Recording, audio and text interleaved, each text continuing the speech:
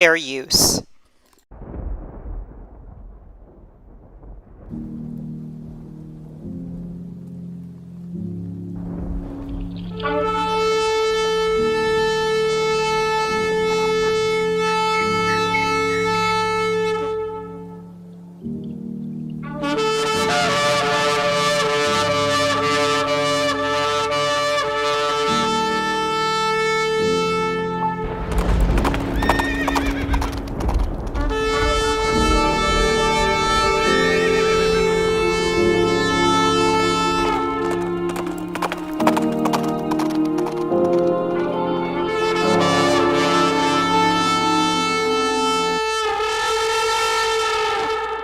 O Yahweh, open up you my lips, and let my mouth show forth your praise. Kuma, Yahweh, Wayaputso o Yaveka, Wayanusa Misanecha Mipaniacha. Kuma, Yahweh, Wayaputso o Yaveka, Wayanusa Misanecha Mipaniacha. Arise of you, O Yahweh. Let your enemies be scattered, and let those that hate thee flee from before thee. Let all of Yasharah, Yisrael, who love, worship, and praise Yahweh, give him thanks by saying Hallelujah.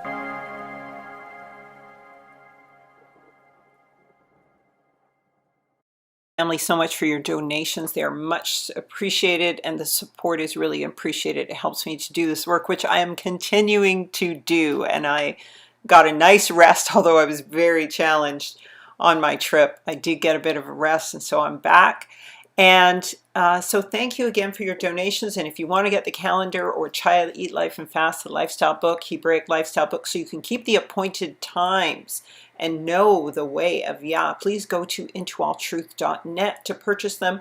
The best support you can give me, of course, is to become a recurring donation member, a member for anywhere from $20 to $15 to $10 a month, and you commit to a year and you'll get both of these products.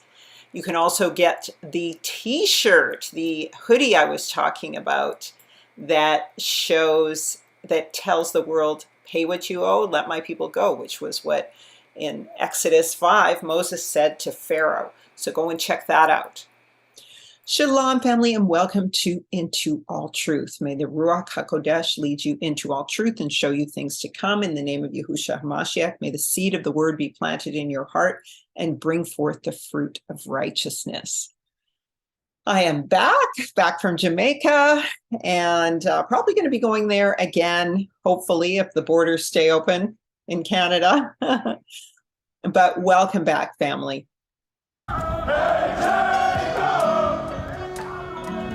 It's time to wake up. We got good news for you.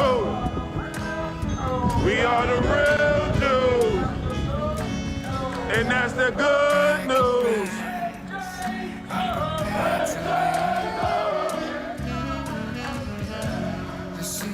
Line goes on and on and on and on and on and on and on and on and on forever. They basically surrounded the Barclays Center. There wasn't some hundreds, there were thousands out there.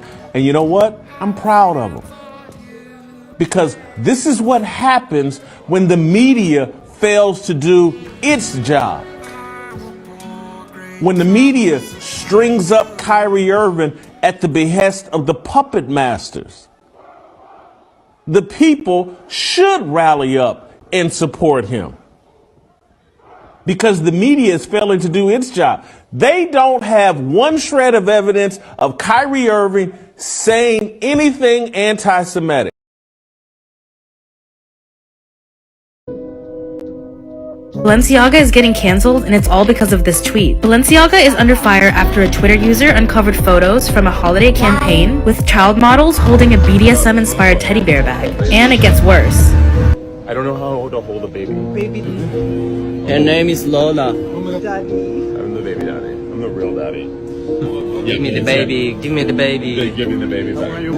Did you name Lola? Yeah, me. Okay. Are you keeping your baby? No. I can't. Keeping my baby. I'm keeping my baby. Sorry, down on. Special message to our fans. I don't particularly celebrate Thanksgiving, but anybody that's getting together with their family, blessings to all of you guys. Enjoy the holidays. It's not a holiday for me, but please enjoy the food for me. Thanks. It's the Balenciaga holiday launch.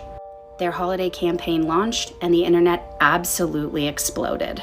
They denied any involvement and wanted to take legal action against the person responsible, apologized, and said they'd remove it from all platforms. The removal of children came with the replacement of photos like this. All eyes are on this company right now, so people are literally looking for what's been hidden all this time. Here's where most of us are being introduced to Michael Borman's for the first time. I wish I would have gotten a trigger warning, so here's yours. This is the artwork of Michael Borman's. This book, put on this desk, for this Balenciaga ad. And it continues in photo after photo, as here is another. Who is this and why is it being displayed in a Balenciaga ad? Pause to read John Philip Fisher's legacy. I've said it before, I'll say it again. Elite luxury brands have extraordinary resources at their fingertips, hundreds of expert eyes and hands putting together every single advertisement to make sure that it does what they want it to do, creating interest, excitement, conversation. I saw someone ask, what if the intention was to get conversations going and a ton of free press is the result? Not all press is good press. These are the actions that ruin a brand. People are digging, and not just in Balenciaga. So today I'm going to talk, obviously, about what is going on in the media with the awakening, the film Hebrews to Negroes, and of course, Kyrie Irving, Kanye West, and this whole scandal around the pedophiles of Europe. And I really, as I say in the title, I think that this is a ploy, this is a play done to derail the awakening, and at the same time, it's being strategically used by the Black Edomites or Ishmaelites in order to usurp the awakening. Now, of course, I don't entirely put aside the fact that any of these people at any time can be saved in Yahushua HaMashiach, and that they might just actually be ignorant to a certain extent and are about to go into a learning process or on a learning curve. But there's also other aspects of this that would say otherwise.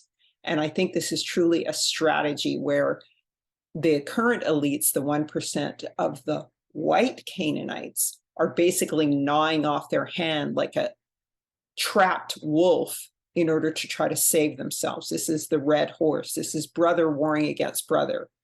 This is the Black elite warring against the white elite for supremacy in order to usurp the awakening and control the narrative. So as we look at the gone viral nature of this awakening, we have to understand that the reality that there is no celebrity right now who is speaking on the subject of the diaspora being Israel, who has any authority or understanding, or who has the research to do so. Now, some may have, like Kyrie Irving, may have the spirit, okay? But, and I'm not saying it doesn't mean that they won't in time, or that they're not on a learning journey or a learning curve. Certainly that is my hope and my prayer, but we really have to question the agenda. We see Kyrie rocking the Star of Molech on his hand. He's got this Buddhist or East Indian tattoo of this hand on his arm, actually on his left arm, I believe it is. The Bible is clear, no tattoos, okay? And Buddhism is Puttism, so it's a Hamitic religion. And his Instagram is called Hellenism. He's also Irving. Now, Irving derives from Ivan the Terrible. These are the Edomites who moved up into Eastern Europe and mixed in with Japheth, as well as the Khazars, etc. I'm not saying that is actually his lineage, but sometimes we can get an indication from bloodlines as to the direction or perspective a person is coming from, or some of the sin they're dealing with, even though they might be turning their faces towards Israel. And so, as I like to say, I say it with the Ashkenazi Jews, I say it with the Edomites. You know, the Levites allowed, and you see this in Josephus, you see this in the Apocrypha, that the Levites did allow the Edomites to convert to Judaism as long as they followed Torah, not Babylonianism, or turned everything towards Babylonianism. And so we always have to watch this fine balance. Now, of course, Yahuwah is sovereign. He is in control of all things. So we give all thanks and praises to Yahuwah because he is orchestrating this, even though the enemy may be trying to usurp it. But we always have to keep this in mind and understand that this is the game. The reality sparked by Kyrie Irving merely tweeting out Hebrews to Negroes as a video to watch in order to understand who the true Shemitic people are has simply made the whole question viral. Now, this is in Yah's hands, but are these celebrities really helping, or is this just another game of the elite trying to control the narrative and focusing on their gods, okay, their little g gods who are coming up in a mere changing of the gods from Blanco back to Negro? Is that actually what's going on? Okay. You can watch my series on stolen identities to cover the process of the rise of the Gentiles into the identity of Israel. And of course, now that process is reversing. And the enemy is aware of it. He reads the Bible too, and there's prophecy on it. And okay, you can also watch my series on the 4 Carpenters to understand this whole dynamic, okay? That series covers how the Edomites and the Ishmaelites and the Egyptians will seek to usurp the awakening and to position themselves in a place of power that the elite Jews of today occupy. And so this simply now will become Black Edom rather than white. So we always have to be on guard about this, okay, and aware of this. And I'm really the only one who's talked about this, okay, that this is not about skin color, it's about race, it's about who Israel is. Now, even the Jewish Encyclopedia says that the Khazars and Edomites are modern Jewry. And they are also the Horites of Mount Seir and the Canaanites. And I've explained this regarding the Queen of England, and many other people have been explaining it as well, okay? Now, Japheth is also mixed into these bloodlines and has been bleached out to some extent, but we also have Black descendants of Japheth, as I've said many times. In Medo-Persia, in Ethiopia, we have people calling themselves Japheth who are Black, okay? And so, and we have Black Nilotics, Egyptians, Canaanites who are mixed with Israel, Black Elamites or Shemites in East Africa, all the way to India. Okay, so both the Hamites and the Japhethites have mixed in with Shem and have mixed in with Canaan and have mixed in with Japheth. Okay, so it's really, it is about the bloodlines, but it's also about a spiritual choice. And so this is going to come down to individuals. And so I want you to consider this as you consider all that is going on. And this is what I teach on this channel for anybody who is new. The reality is Israel is the seed no matter what. But there are people who are of the seed who may look white. Some may look Black. The majority still are dark-skinned, holding to the Adamic image because the seed is connected to the genetics. The Malachim seed is real. Okay? Israel, Yasharel. It is Israel. But it may be hidden in people with white skins as well. So please keep that in mind as we look into this. I want to say to you is that ultimately our hope is in Yahushua HaMashiach, not in the awakening and certainly not in these celebrities. So we have to keep the focus on Yah. The celebrities do have a role to play, but again, the first shall be the last and the last shall be the first. There is only a remnant, and it's important to remember that. So this is not about fame or the biggest channels talking about this. These groups, the groups that these celebrities are involved with are clearly elitist, okay? And you have to remember that. And they worship Satan, okay? To get into these elite groups, you must worship Satan, okay? And we're not hearing any of them discussing Yah, his name, or Yahushua HaMashiach, or his word, the actual book. Nobody is quoting from the book. Nobody is exalting Yah's name or the name of the Son as the Savior. They seem to be collapsing this into an identity issue alone and not expanding it into the true source of salvation, who is Yah and Yahushua HaMashiach, when Yah came in the flesh, which redeems us. And so that's a central message that we have to hold on to. And we keep hearing this narrative that is 99.9% of Jews are good people. It's the 1% who are not. 99.9% of Jews are good people. It's the 1% who are not. I don't know. There's only a remnant. And so only Yah determines who is good. And also, the synagogue of Satan is going to, according to scripture, bow before the feet of Israel, true Israel. So how 99.9% could be the number, I don't know, because there's only a remnant even among Israel. So I just want everyone to be careful about these narratives. What all of this is going to come down to is a personal relationship with Yahuwah and those who proclaim his Son and salvation, Yahusha, according to the word, the scripture, which he exalts above his name. Not just according to culture. There are some who talk about culture and bloodlines and identity as being saving or salvation. It's not. It is Yah who saves. And it is according to his word, who is Yahusha, and according to his law. So now we're hearing some of these celebrities just begin to talk about what we are to observe. However, they are not the authority.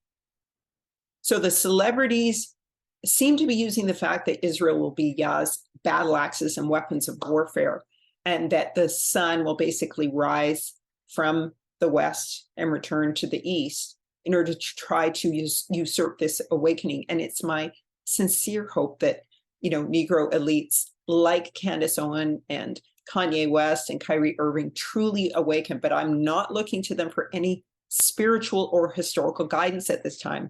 And I'm going to show you that the narrative has already been derailed and that there is a typical strategy to focus celebrity onto individuals. The fallen ones always had their pantheon of the gods, their celebrities, their idols. And the only idol we should have is Yahushua HaMashiach. But we're finding that they are personalizing their own issues in a good way to sort of bring people in to have a friendship and relationship with them as a trusted source on these issues.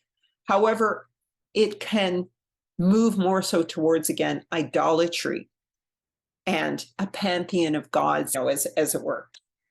So basically, what's happening is that it's just a changing of the gods. That's something we need to be on guard against. I can't predict what these people will do and who will actually be saved, but because of the root is bad, because elite Hollywood, and that includes journalists and pundits, are all rooted in Satanism. You can only get into those clubs if you are part of that satanic world. And even the athletes have to submit to that to a certain degree. All right? We know that. So we have to always keep this in mind as we observe this cultural shift. All right? Now, I hope that they will put Yah above themselves and the true history of the bloodline of Israel, history and bloodline of Israel, but I am just not seeing it yet. Okay? I'll continue to hope and pray that they do, and that, but we have to examine what they are doing and the fact that they have always been doing things according to the spirit of the adversary, because that's who they worship. That's who those cabals and elite groups that they're serving are made up as. Okay? So once again, we have to wonder, are we still witnessing a changing of the gods? I'm not hearing any scripture from these celebrities. All right. Now, I'm the only one who has been espousing this teaching about this usurping that is going to come from the Black Edomites. I'm just now beginning to hear some of the big other channels talking about the fact that Edomites may also be Black. And these are top teaching channels. Okay. because what it's going to do is shine a spotlight on their ethnicity. Okay? Because now you have to question, it's not just Black Bulites, it's Black Edomites you're dealing with. Okay, so that's what we have to look at. Biblical Hebrew Awakening, Dwayne has covered the Black Arabs, KMZ has covered Black Europe and other channels, but none of them are discussing the identity switch that we're heading into, this inversion of the current power structure. There's a whole world of Black and brown people that is greater than the number of white people on the earth who are preparing to see a Messiah. So a Black Messiah, a false one, may be more digestible. Even the Messiah that the white Jews are currently putting out has no charisma. He's being positioned. We just see videos of him. He doesn't seem to be saying anything of any report or anything celebratory or revelatory. It seems like a trope. I truly think they are going to raise up a Black Messiah because they are no longer concerned about the Europeans. Most of the world is Black and brown. So they're going to bring forth a Messiah who appeals to Black and brown. All right. And there are a lot of white people waking up to the reality of true Israel, who true Israel is as well. And so they may be turned towards Black and brown as well. So once again, behold, the volume of the book is written in me, says Psalm 40. We have to look to these people espousing the word, all right, and the fact that Yahusha is the word and the only way of salvation, and that Yah is the name of the creator. Nobody is mentioning his name. They're not even mentioning the name of Ronald Dalton's movie, Hebrews to Negroes, all right? So the narrative continues to be about these celebrities themselves, it seems, at this stage, and controlling the narrative, okay? So my belief is that this whole pedophile thing is their final trope. They are going to sell out all of their pedophiles to distract from this Hebrew awakening, to distract white people away from it and people of color away from it. But it's simply not going to work. And what we are seeing actually is that it's tying into the Hebrew awakening, and it's being used by some of these celebrities, the whole pedophile narrative, in order to retain power again. So I just would like you guys to keep all of these things in mind as we're just going to look at a bunch of these videos, and I'm going to bring all of this into context as we look at a lot of the videos that have come out on the subject. I'm looking at TikTok a lot more. I'm not really seeing a lot of revelation on YouTube, so I tend to look at TikTok more because it's just that things are moving so quickly that YouTube is no longer the kind of cutting edge of revelation. It is for longer term studies, but even TikTok is giving 10-minute videos now. So TikTok is really controlling the narrative, and it's global, and it's not American. This is why Americans are saying to move away from it. But we all know that the controllers ultimately have their hands in all of these things. So I'm not leaving that aside either. But anyway, let's get into it. That was a big preamble, but I just want you to understand my position. And now we're going to look at what the flow of the narrative has been from the beginning. We're going to look at whether or not people like Candace Owens and these top celebrities are really looking at the true historical movement, okay? And the promises they've made, and to look at it and whether or not they've actually kept them, and how kind of Ron Dalton figures into that. Ladies and gentlemen, I am back after a 1-week break. I know that you guys missed me last week. I have so much that I want to say, of course, because a lot of things have happened in the news. The question of the day today: is the letter Q redundant? I'm just kidding, guys. That's not actually the question of the day. I'm just telling you guys that I did have a 10-minute debate with my husband on a walk. I've been holding this inside, and I just think I want to bring this to you guys in your homes. I think the letter Q is a little bit redundant. I'm thinking about it because my child is learning his ABCs, and every time they get to Q, the guy on the screen is like, Q makes the qua sound. If we didn't have the letter Q, we would just be using a K and a W. It's actually not a needed letter to produce any word. Like, you can't just say, like, we don't need A. Of course you need A. You can't produce the word apple, that sound, without the letter A.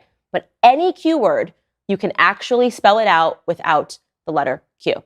Anyways, guys, that was a little sidebar, and now you're going to be thinking about it all day. The real question of the day is, do you know what the Streisand effect is?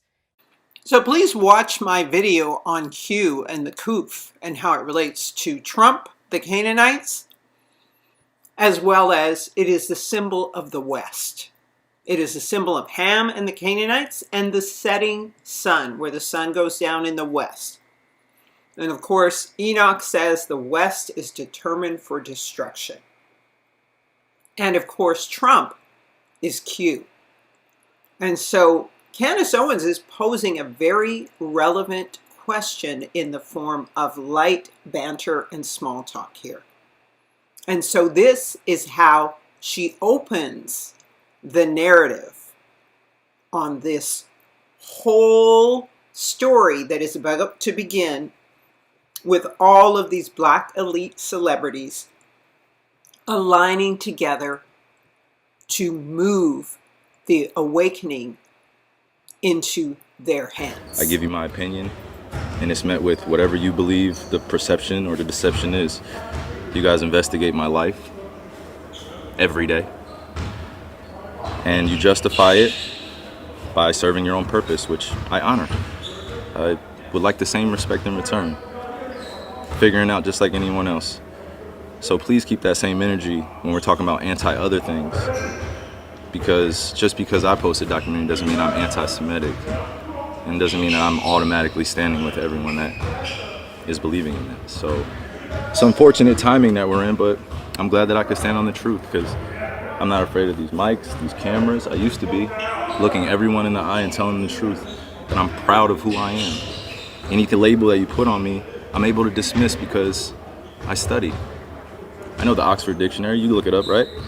Just one of the biggest mistakes I had in being a kid was not knowing European or Western language, until I started looking it up and understanding the definitions and why they say, if you want to trick a black person, put it in the book.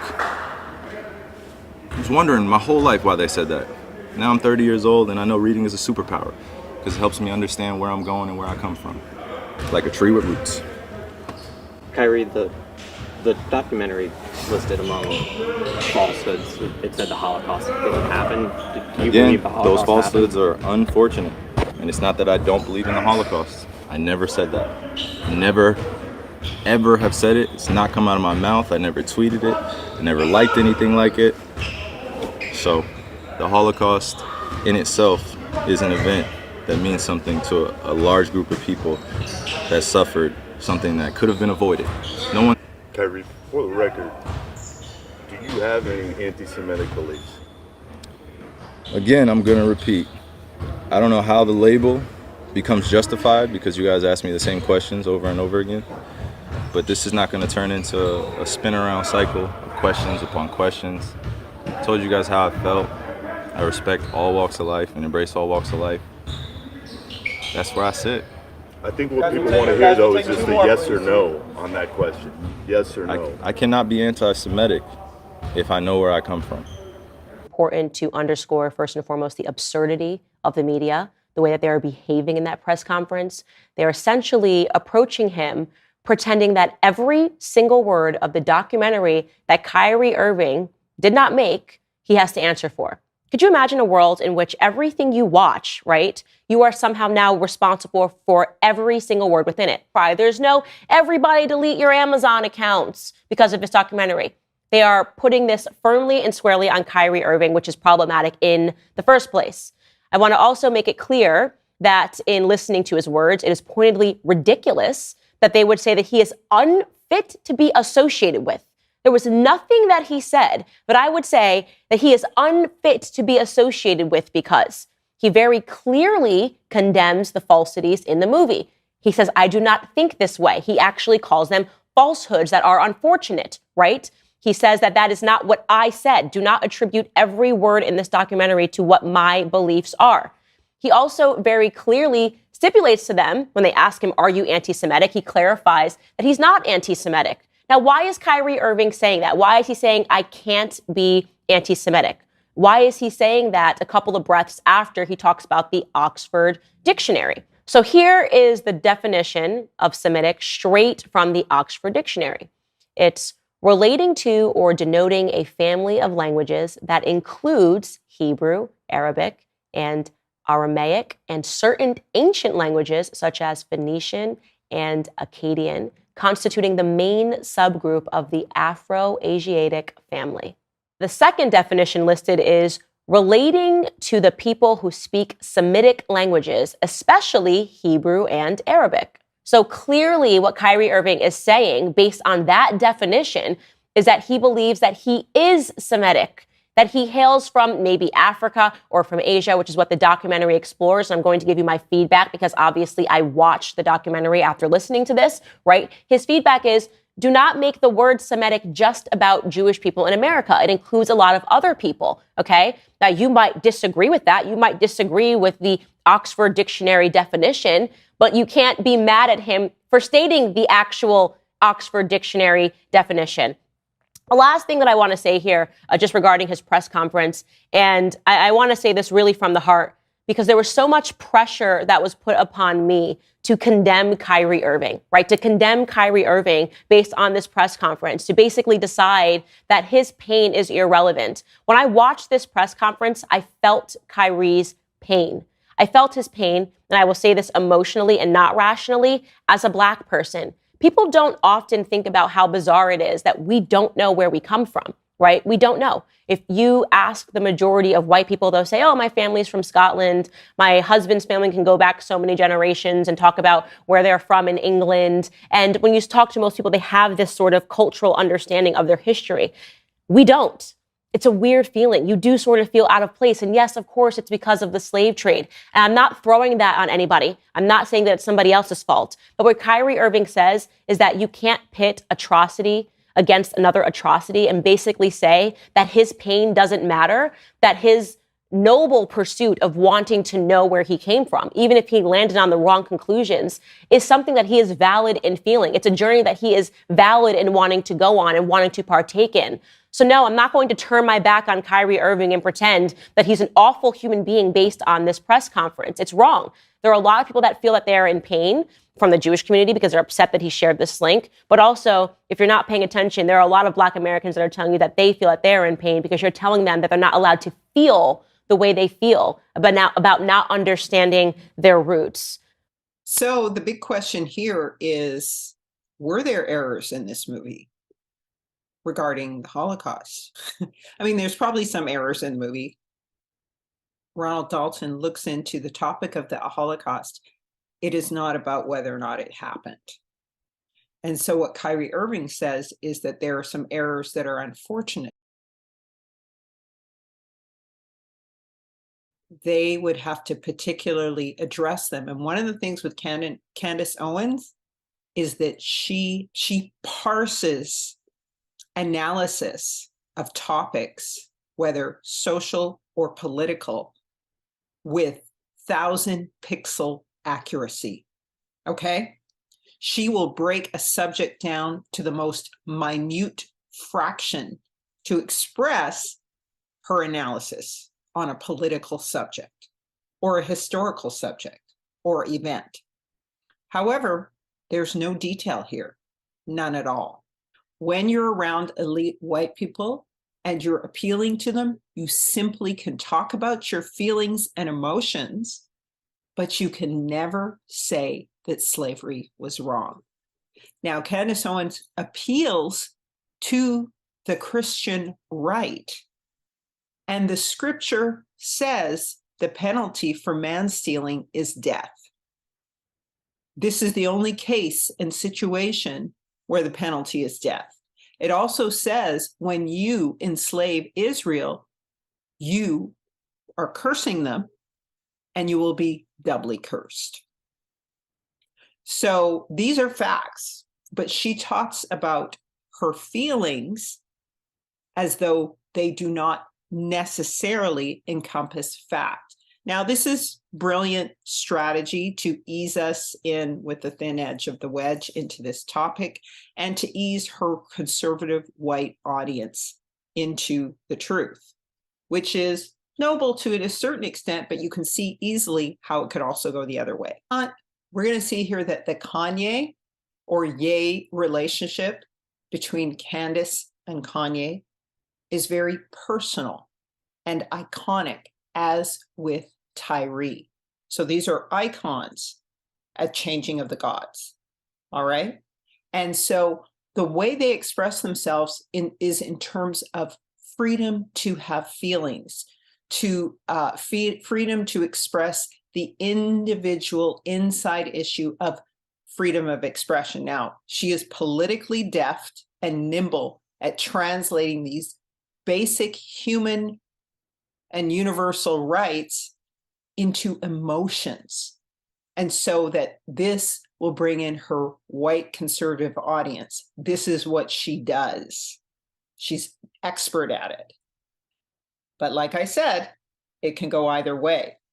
It can go into the pantheon of the gods and celebrity, being positioned above Yahusha, Yah's name and his word, or she can ease the conservative right Christians into the truth about who the children of Israel are in their Savior, Yahushua HaMashiach.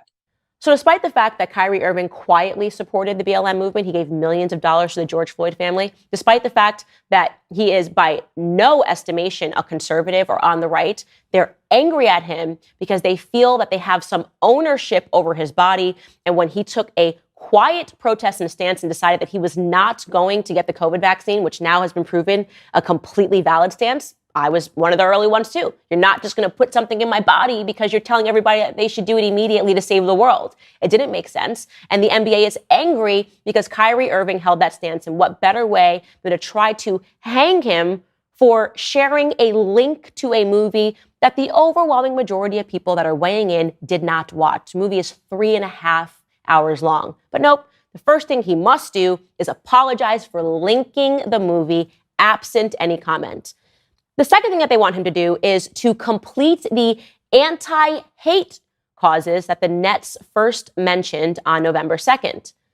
It included a $500,000 donation to the Anti-Defamation League, the ADL. But last week, the ADL CEO, Jonathan Greenblatt, said the organization could not accept the money, while Irving refused to apologize. So by the way, he should never give a single red cent to the ADL. They are a hate group. They call me, every single person, a hateful human being. They're essentially just like BLM, right? They say you can buy your way back into society. It's like indulgences if you just give us a lot of money. What? That's completely foolish. No, you should not just take $500,000 from somebody in order to get his job back. I mean, how ridiculous is that? It's extortion at its finest.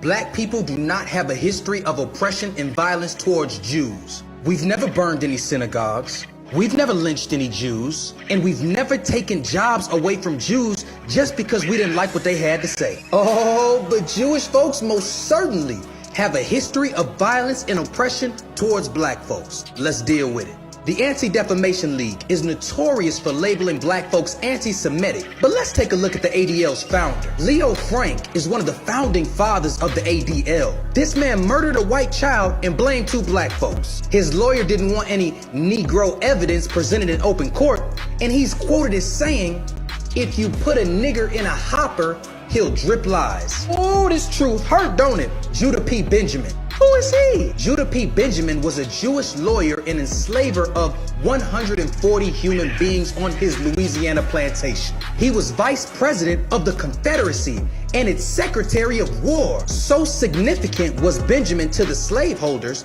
that his picture was on Confederate money. This man was on their bread. Check this out. After the Civil War, Benjamin fled America, taking multiple bales of cotton with him in order to finance his life in exile. He used these slave-picked cotton profits to invest in a newly forming terrorist group known as the Ku Klux Klan. So if you think I'm here to tell you that the founder of the KKK was Jewish, you damn right. Ye shall know the truth, and the truth shall most certainly set you free. On behalf of Kyrie Irving and Ye, the black delegation requests an apology from the Jewish delegation. Here is why. In the period from 1882 to 1927, at least 4,951 persons were lynched in the United States. The overwhelming majority of lynchings occurred in the southern states. Follow me, family.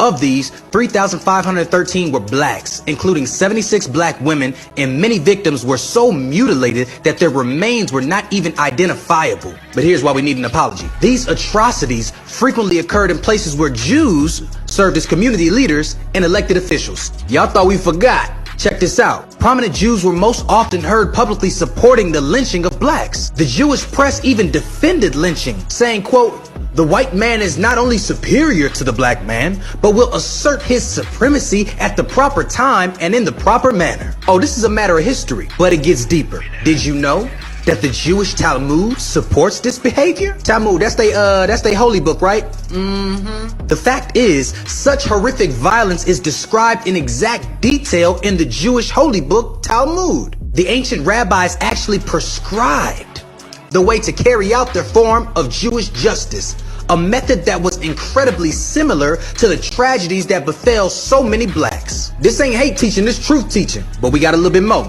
Jews, in fact, participated in mob violence against blacks. Listen to this, here's some history for you. A Russian Jew led a mob in the commission of at least 7 murders and the destruction of 40 homes in 24 businesses in Springfield, Illinois in the year 1908. This was so terrible that the NAACP formed in response to this very act. You think I'm cap? I ain't tripping. Just so you know, the Jews also founded the NAACP so they could control both sides of the narrative.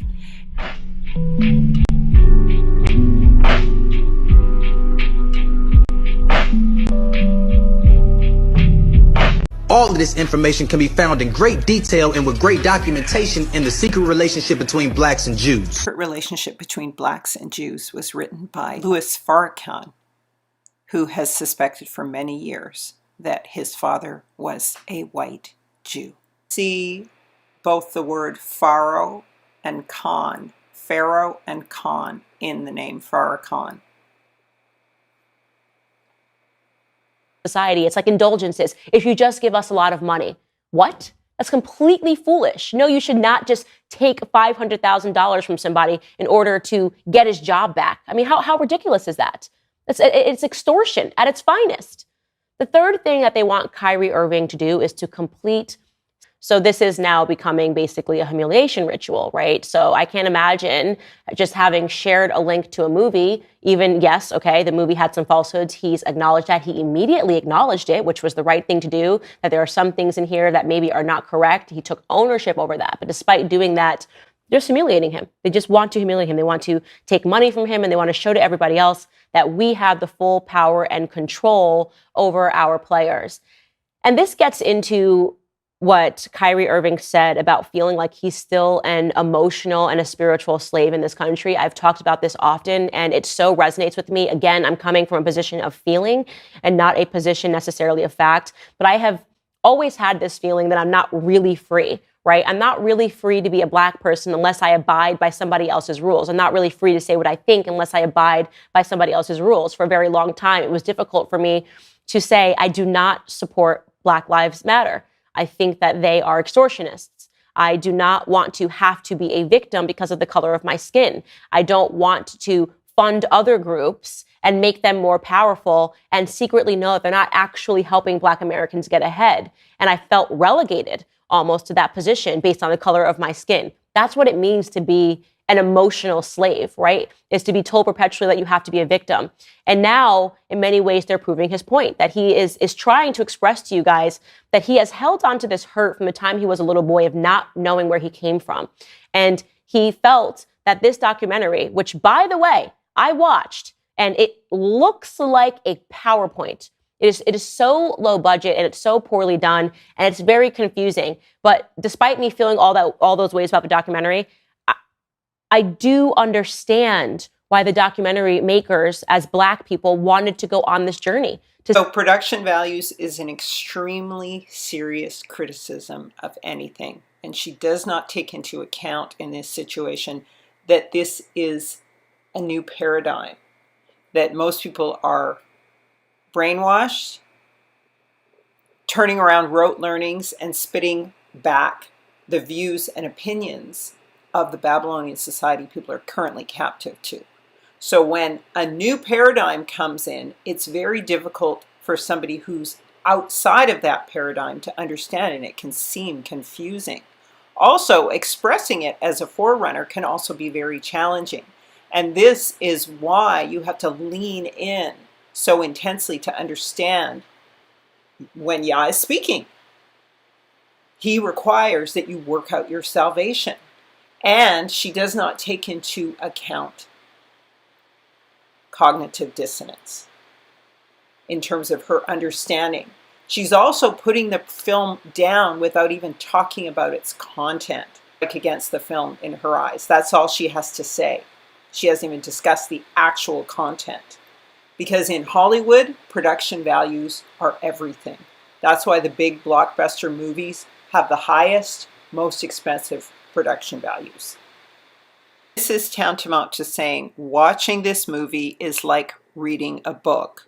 Or if you want to hide something from a Negro, put it in a book. So watching this is like reading a book. And she has this very non-victim stance. Notice how she says that she doesn't want to blame white people for slavery. This is true and correct. White people are responsible, though, for chattel slavery and for, according to Jeremiah, forwarding the affliction. And according to Enoch, slaughtering more than Yah permitted. So she hasn't yet gone into both sides of the issues. And it's true that this is what conservative blacks hold, is that they should not have a victim perspective. But when it comes to chattel slavery and brutality and forwarding the affliction, not so much. However, when it comes to taking responsibility for your actions, obeying Torah, it works. But we're going to find, as we listen to Candace, she doesn't talk about scripture at all. Candace Owens is a brilliant political analyst. She does 1,000-pixel parsing of historical, political, and social issues. Yet, she has not done this yet with Hebrews to Negroes. Now, you're going to hear her say that we should have a debate, but she has not pushed for it. She even said in another video that she was going to talk about the movie all week. She has not spoken about the movie once. She's only talked about it as a topic. She has not even named it. Okay, she has merely, we're going to see, she merely refers to the Streisand effect as a media strategy, a political strategy, but no historical or political analysis. And notice how she uses this emotional trigger. The emotional triggering the feelings and emotions. Yes, they are great to personalize things so that no matter what race you are, people can relate. However, it denies the historicity and the factual nature of what is in the documentary and what is the true history of the African diaspora.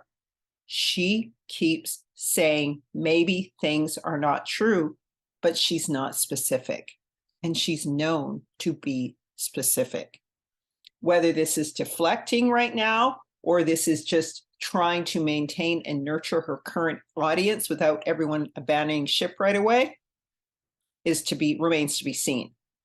But what you find with people, Black people in these elite movements, is that they are gifted, and we're gonna go into her personal history, but they are gifted with the ability to regurgitate information and learn things by rote. Okay?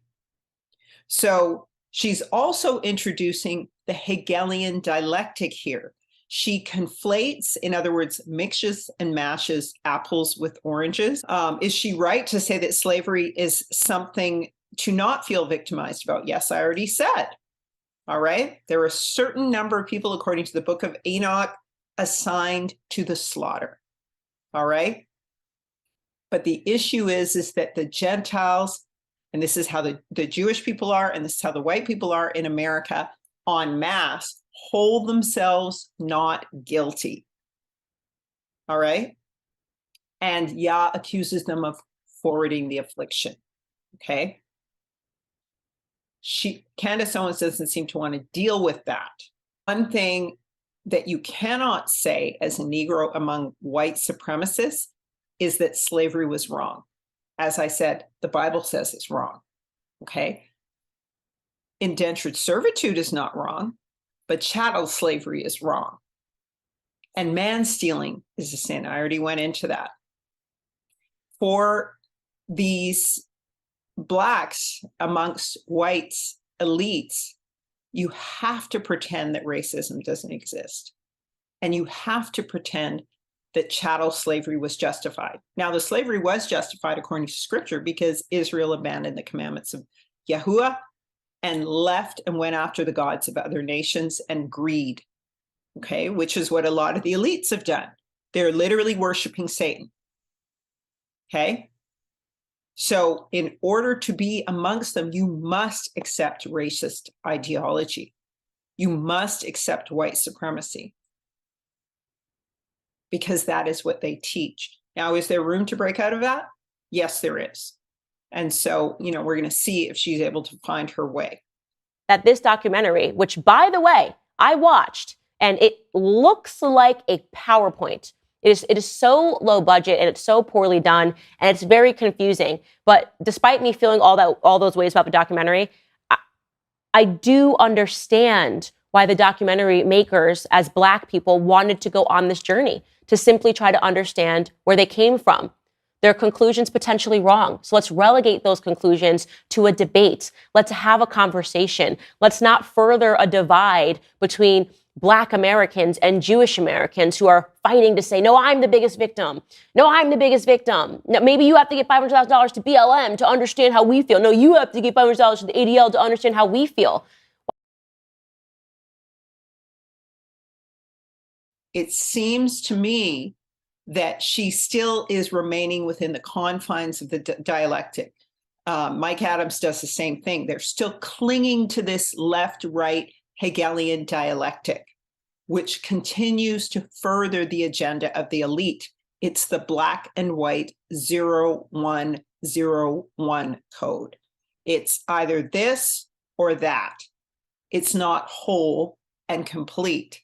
She is conflating, mixing, mashing the apples with the oranges by saying that is victimhood and a left-wing stance. And she calls that BLM because she is stuck in that narrative.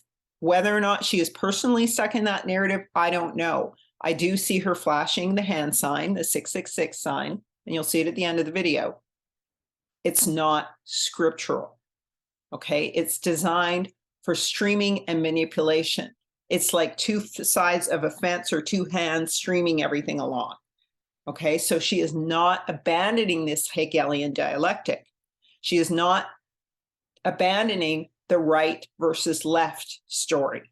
Dumb. Now, maybe you have to give $500,000 to BLM to understand how we feel. No, you have to give $500 to the ADL to understand how we feel. Why don't we actually sit down and understand that there are a lot of people who are valid in the way that they feel? Let's hear those individuals and not censor them. Hopefully this is my last statement on Kanye and anti-Semitism, but I feel like it won't be. But this is what I wrote. Jews are 2.4% of the population, but 35% of the Forbes 400. African Americans are 13.6% of the population, but only 0.5% of the Forbes 400. Instead of listening to the wealthiest and most outspoken Black man in the media about the issues he has with potentially racist and stultifying Jews in the industry, which is what going DEFCON 3 on Jewish people translates to in Ebonics, he is completely excoriated. 92% of U.S. Jews identify as white. Israel is known to suffer from intense racial discrimination against its Arab, Mizrahi, and Ethiopian communities. To destroy the life of a Black man who says he's going to speak up about the oppression African Americans face from white capitalist owners is insanely racist and problematic. I wish Abraham Joshua Heschel was alive today to deal with this. What I think he would do is meet with Kanye and allow him to air his grievances and acknowledge the problematic power imbalance between Jews and African Americans in media and American society. He would encourage Jews and their allies to take what Kanye says to heart and to see this as a renewed call to anti-racism in all of our society, to support African Americans in their quest to have a seat at the table, and for Jewish people to help African Americans get there.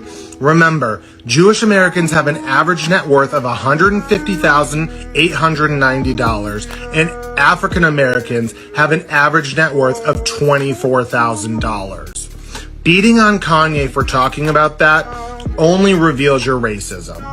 Have a nice day.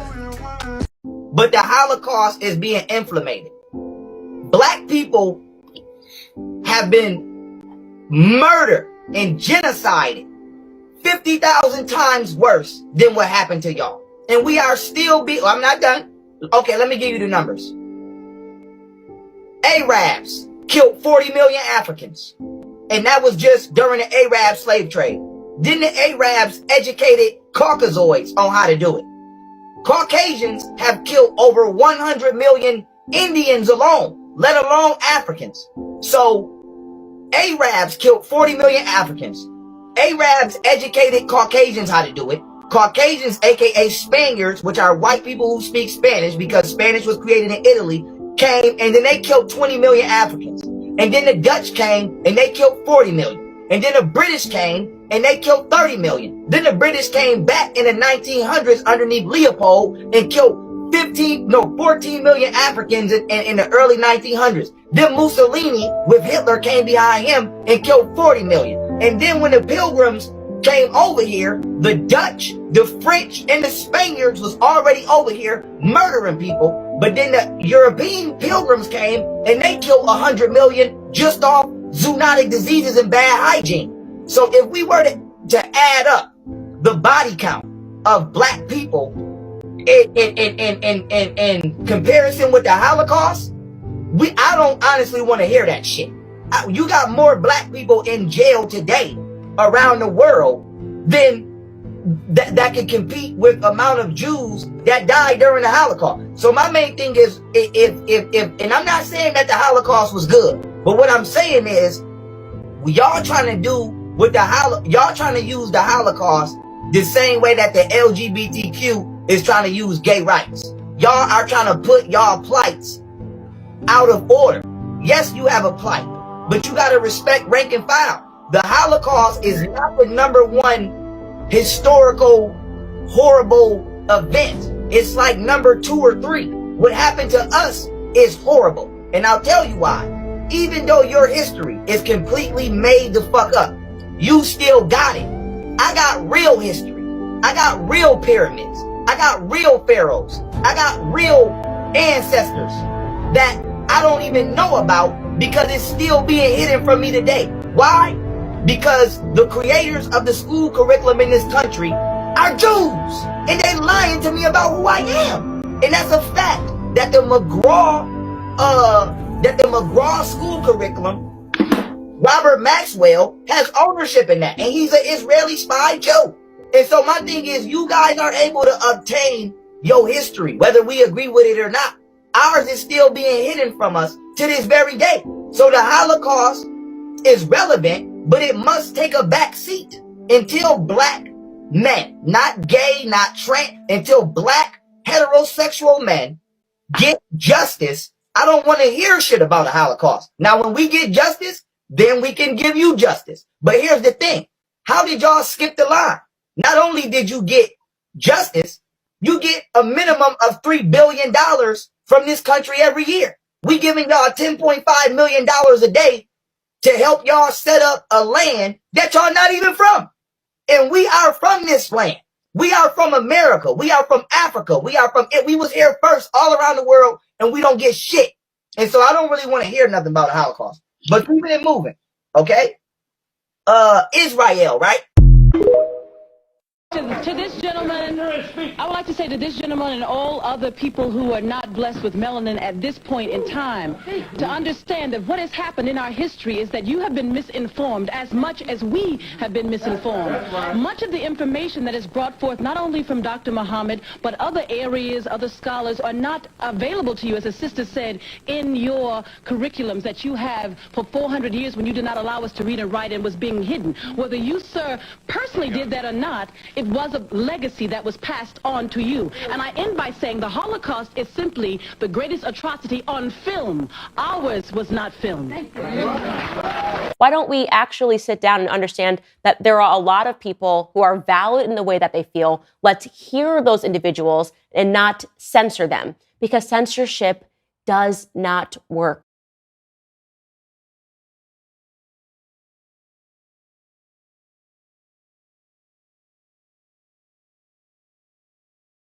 Because censorship does not work. It does not make the problem go away. Do you want to know what the actual result is, by the way, of the censorship that came? The ADL is now calling for the documentary to be pulled down. This documentary, which was obscure, in which nobody would have watched, even though Kyrie Irving tweeted it, is now the #1 thing watched on Amazon. It's #1 documentary on Amazon because everybody's wondering, Streisand effect, what the heck is all of the fuss about?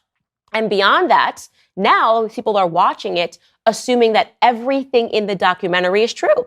So what happens when you're in elite white supremacist groups is that they allow you to acknowledge the feelings and the emotions of, as a Black person, for you as a Black person, in terms of friendships, work, family, culture, okay?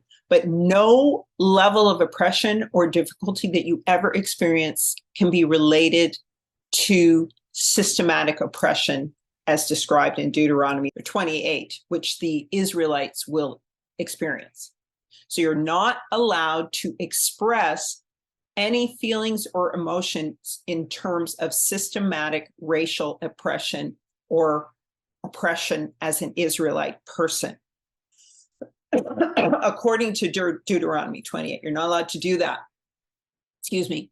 So one of the things they do is they care for your feelings and emotions in universally human contexts while sort of denying the systematic function of racism to keep you there. And you're not allowed to talk about it.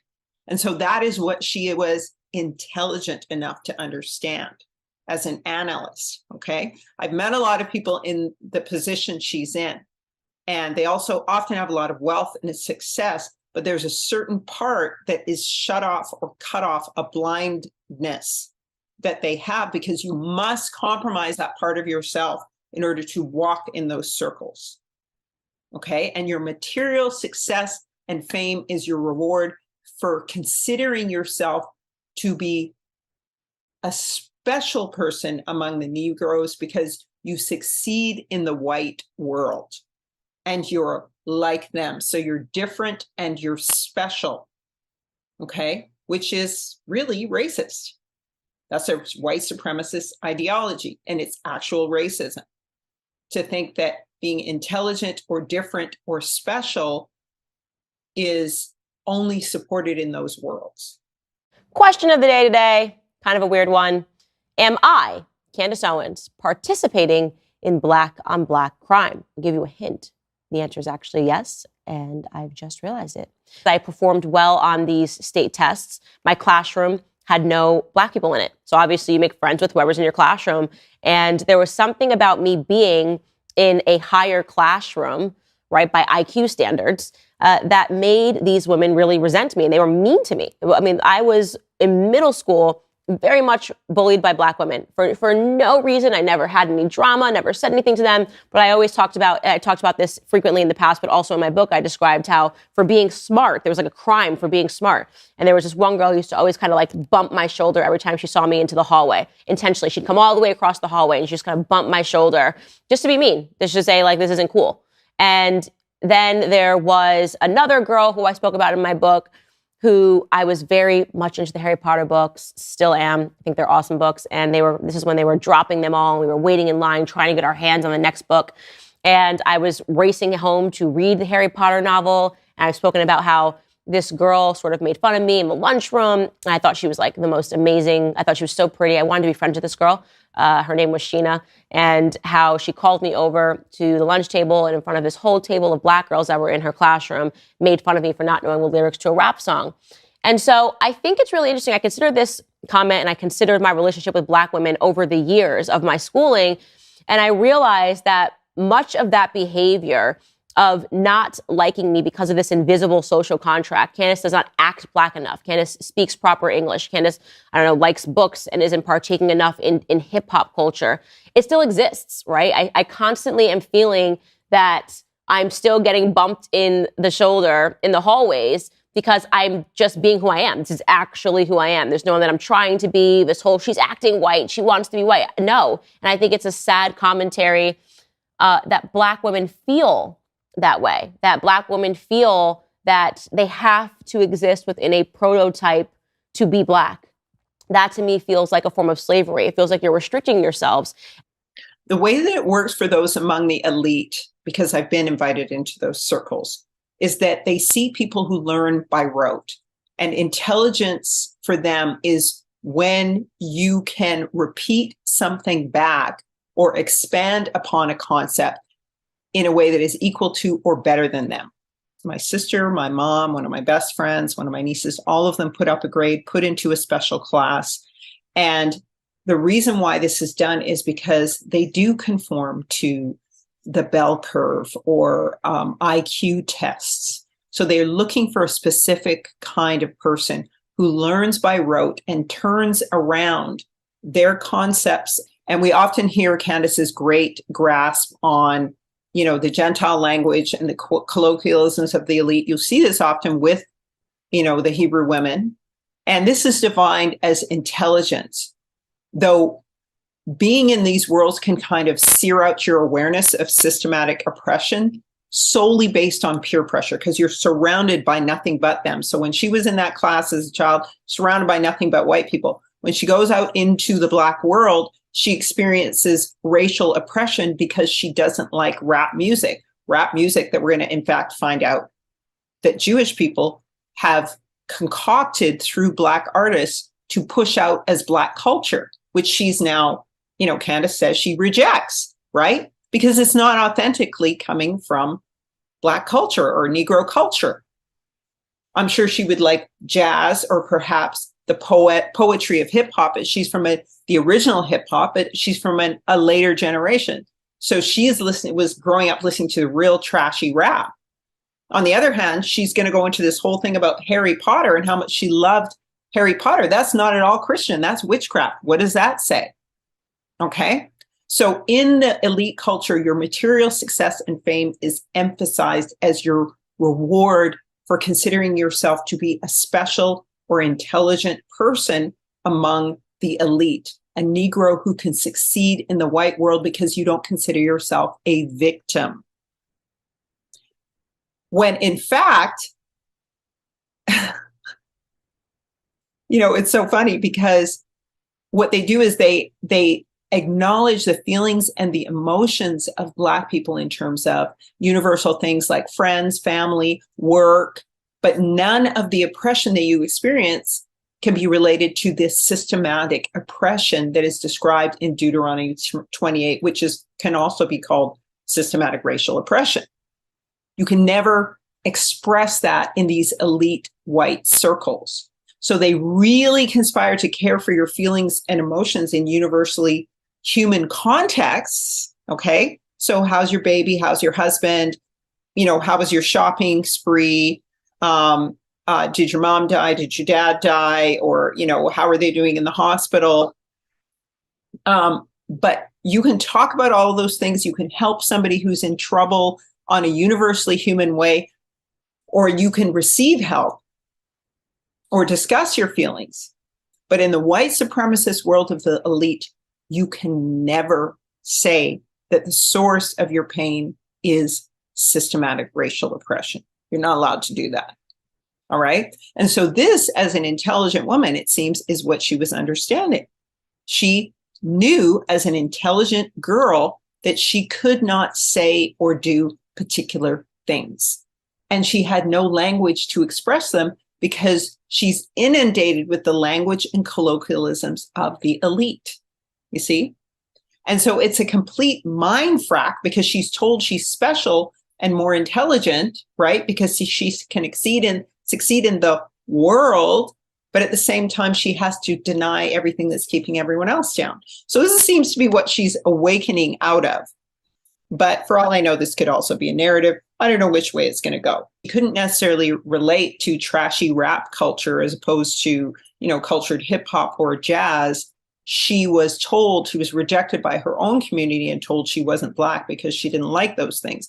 However, she probably likes jazz. You know what I'm saying? So there are not, again, she's conflating Black with specific cultural trends that have actually been introduced, and we're going to see it in a minute with some of the videos I've shown, by the Jewish community, okay, as a false culture. So she's been battered from pillar to post into this sort of association with this right-wing identity. How can Blacks be anti-Semitic when we are the Semitic people? I don't understand that. These people can make movies about us.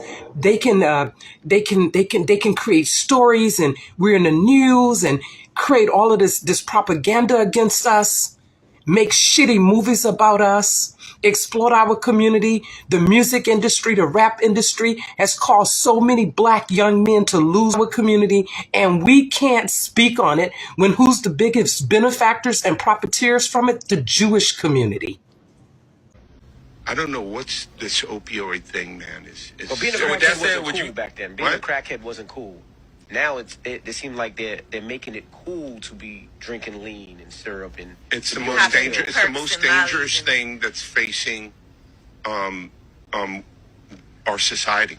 So why sign an artist that would promote that? Because I already answered that question. You weren't paying attention. She asked me talent or issues, and I said talent. But I have to. I can't give up on people. Don't you think that's hypocritical though? You're saying it's opportunistic. Yeah. I got people to feed.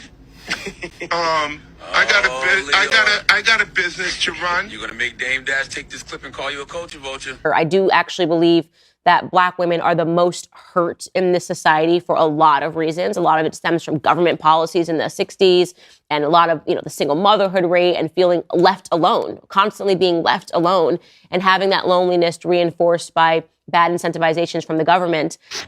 This is a part 2 rebuttal to the video I made the other day regarding LeBron James and his criticism of Kyrie Irving.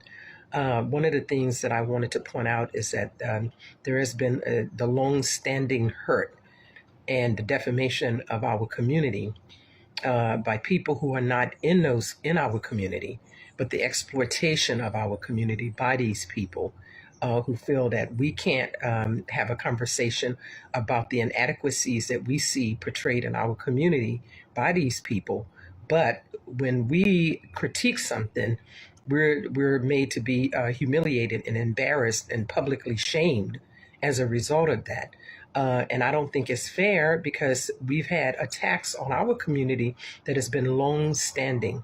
Here's one of those such situations that happened. You have a lady, her name is Linda Taylor. Linda Taylor became infamous in Chicago because she had 80 names. She used 80 different names, and she scammed the welfare system in Chicago. Actually, it was several cities that she scammed the welfare system for $150,000. Now, when you see this woman, clearly she is a white woman. She's a white woman. But Ronald Reagan used this lady in 1977, when he was running for presidency. He used this woman to exploit the Black community. He called her the Black welfare queen. She was not Black, she was a Jewish woman, but he called her the Black welfare queen. And this right here is stuck with Black women forever. I'm going to post pictures of Linda Taylor, who is a Jewish woman out of Virginia. She would wear Afro wigs and put on dark makeup and everything to look like a Black woman. But I'm going to post pictures, look for the pictures of who this lady is and what she looks like. She's actually a white woman, a Jewish woman who was dubbed the welfare queen, but they never gave her identity. They said that she was a Black woman who was the welfare queen. And this is how Black women ended up with the name welfare queen. The media portrayed that and perpetuated that stereotype, and so did Ronald Reagan in order to win in the White House, that he was going to put a stop to the welfare queen. Okay, and that welfare queen would have been Black women, but it was not a Black woman. It was actually a Jewish woman. Do your research. Meanwhile, the original welfare queen that Reagan used as a basis for his caricature was based on a real person. The new book, The Queen, tells the story of a woman who went by many names, was accused of many crimes, and whose image as a Cadillac-driving welfare recipient has lived on. Hari Srinivasan recently spoke with the book's author, Josh Levine, about the real-life woman behind the moniker. Her name was Linda Taylor, and she was identified by the Chicago Tribune in 1974 as a person who had committed welfare fraud while driving fancy cars, including a Cadillac. And very quickly after that, she was given the nickname the Welfare Queen. And it was a nickname and a stereotype that really very quickly blew up. You know, it was a Chicago paper that gave her that nickname, but it's really Ronald Reagan on the campaign trail that makes that phrase such a household idea. How did it get from the Chicago paper into his speeches? Reagan was looking for kind of outrageous stories about welfare. And this idea that there were welfare cheats out there was something that created outrage. In Chicago, they found a woman who holds the record. She used 80 names, 30 addresses, 15 telephone numbers to collect food stamps, Social Security, veterans benefits for 4 non-existent deceased veterans' husbands, as well as welfare. Her tax-free cash income alone has been running $150,000 a year. And he didn't say the phrase welfare queen in his speeches, but there was such baggage attached to welfare at that point that I think the electorate really understood what he was saying and really knew what he was talking about. Welfare has been an effective talking point for a whole generation of politicians. I have a plan to end welfare as we know it, to break the cycle of welfare dependency. When Bill Clinton said he wanted to end welfare as we know it during his 1992 campaign, that was enormously popular with people on both sides of the aisle. I think is partly responsible for his victory in 1992. And then when welfare reform passed in 1996, welfare went from being an entitlement to being temporary assistance. Mm-hmm. And if you're below the requisite poverty level, you still don't necessarily get benefits today. Tell us a little bit more about her. I mean, she was kind of a racial chameleon almost. In the 70s, she was coded as being Black. People perceived welfare recipients at that point as being Black, but some of the first stories about her noted that she could change her identity by changing a wig, that she could be Black or white or Latina or Filipina. And this was seen as just another example of her deviousness. But as I found in my research, her history with race is far more complicated and in many ways sad. She was born in the Deep South and was rejected by her white relatives due to her, mixed race identity. She was somebody who was forced to pass because of the way growing up as a Black person in a white family. In the South, it was illegal for her to be Black in certain circumstances. It's just a very complicated and fraught history for her. The person had been and why she had been forgotten. All right. The book is called The Queen. Josh Levine, thanks so much. Thank you. So what is so very interesting about this woman is that she is mixed race. She looks Black. And we don't know that she is Edomite Black or Jewish. We just don't know. And so the question must be raised again about, are the Edomites? Are there Black ones and white ones and Jewish ones? We just don't know. But you can probably guarantee that there are Edomites among all different groups of people, and Canaanites and Gentiles, and it's not always about skin color. But once again, I'm not sure Candace knows about this welfare agenda against Black women. Now, I don't know if Candace Owens is aware of what IQ tests, et cetera, were based upon, that they're grounded in eugenics and racism. I would be surprised to find that she doesn't know. However, we can talk a little bit about it here. And I'm certainly not accusing her of this, because I have conservative Black friends that were my best friends that I've grown up with, two actually, who are so entrenched in the system and very successful, they can no longer see these things that we used to talk about when we were young. They just can't see them anymore. And so when you are peer pressured in that group and then rewarded financially, the blinders come on. You get parts of your understanding seared out of you in exchange for wealth and fame. It's really just legitimately what happens. So I was listening to some of this LeBron James rhetoric, where he comes off and says that Kyrie Irving actually caused pain to the Jewish community and that people were hurt.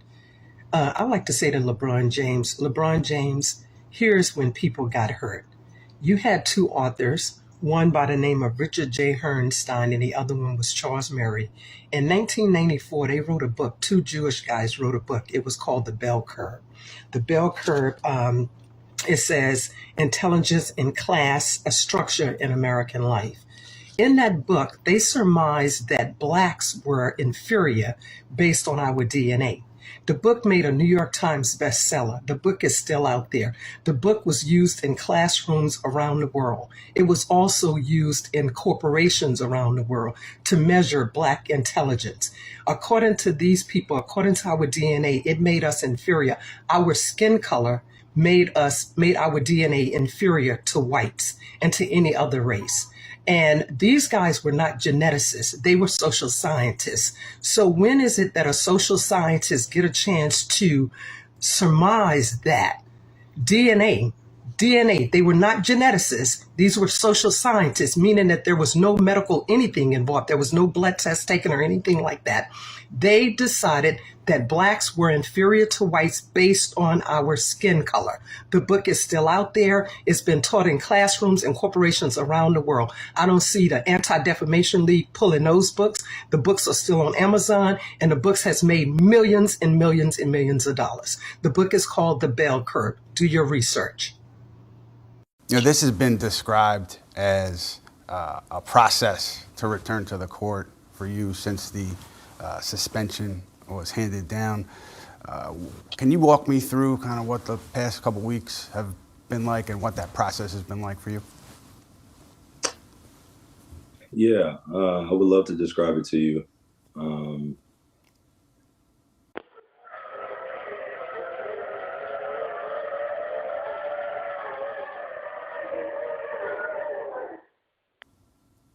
It was a learning journey, to be honest with you. It was a lot of hurt that needed to be healed, a lot of conversations that needed to be had, and a lot of reflection. And I got a chance to do that with some great people from the Jewish community, from the Black community, from the white community. I've had so many conversations with all of our races and cultures and religious groups of people, just trying to better find perspective on how we live a more harmonious life. I'm a man who stands for peace. I don't condone any hate speech or any prejudice, the hurt that I caused or the impact that I made within the Jewish community, putting some type of threat or assumed threat on the Jewish community. I just want to apologize deeply for all my actions throughout the time that it's been since the post was first put up.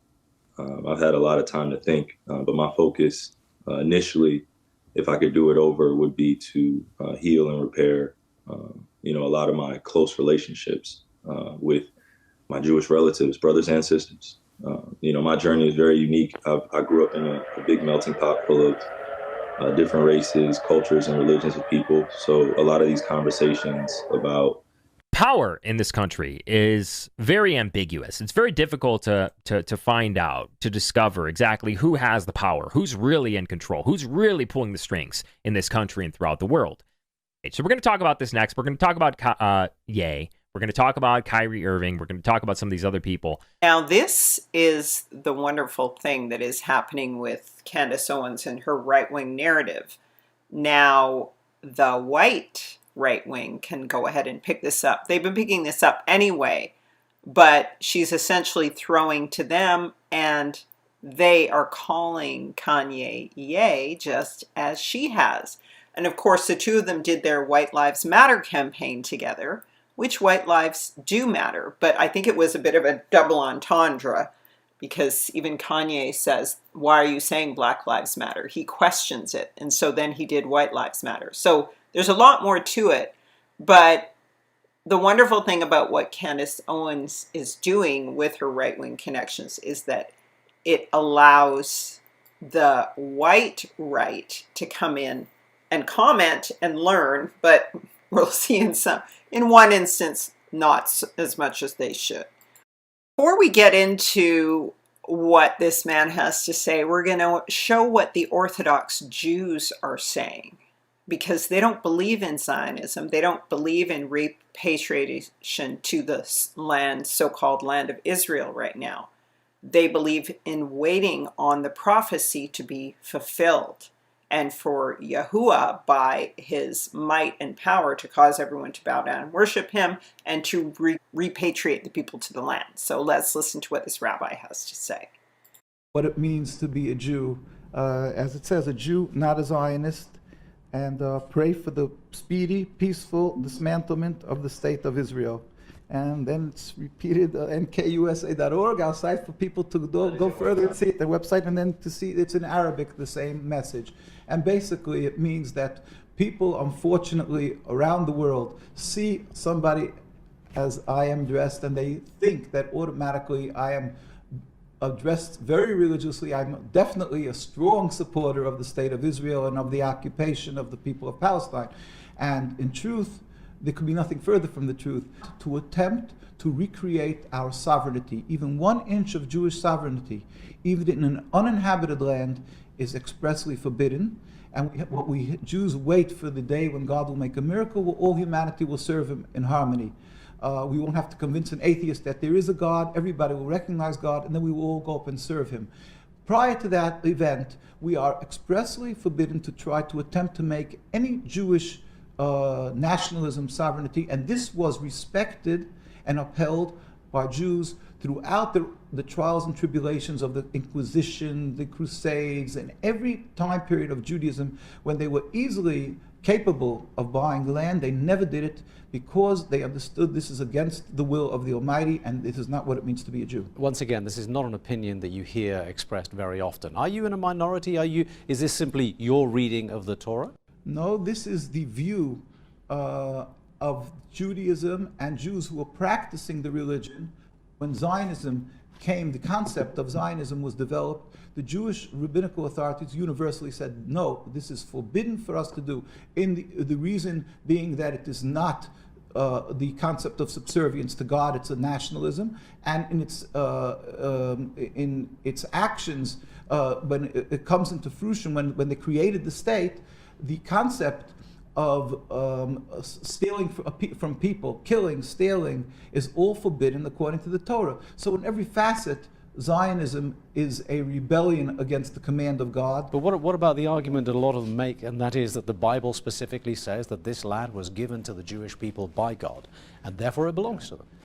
That is why Zionism decided, when they're making their national home, to make it in Palestine, because really the fathers of Zionism in the 1890s, when they made their first meetings, they discussed making their national home in Uganda, in Patagonia, and because they were anti-religious, Theodor Herzl, Ben Gurion, well, at that time Jabotinsky, Theodor Herzl, these people detested the religion, as we have a compilation of their writings. In his own diary, Theodor Herzl wrote that Jews should convert to Christianity. That would be the solution to the Jewish problem. and it should be done in pride and music. On page 14 of his diaries, we will get to that with God's help. And he didn't circumcise his son. He openly wrote about this in the newspapers, that he's not circumcising his one son's hands. So they detested religion. They were looking for a practical area of that they would flourish, a land that would be fruitful, and to create a land. But then they realized that practically speaking, you need a massive backing as far as money goes, and the way to get that from the world is to go to Palestine and claim that they're doing God's will, that the beginning of God's redemption, and therefore people should support them, because in the Torah it says that God gave the Jewish people the land.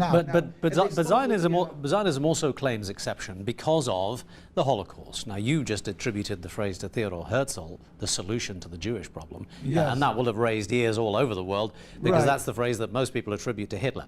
Now, Right. the idea that the Jews need a safe country in order to prevent the possibility of another Holocaust, in order to solve the persecution of Jews throughout millennia, is one of the founding principles of Israel. You don't think that holds any water either? The Holocaust was God's will, and we don't question God. God is compassionate and so forth, but we have to be introspective, understand why it came. We believe that God will be exacting with the punishment for the Nazis, but at the same time, to take the issue of the Holocaust and to take that and to use it to rebel against God, when God specifically told us, do not attempt to make your own state, and to use that to take the land from the Palestinian people, is taking the people that died because they were Jewish, and to sort of dig them up and use them to rebel against God. It couldn't be anything worse for these people who died. A defining feature is accepting that there is a ruler to the world who's compassionate,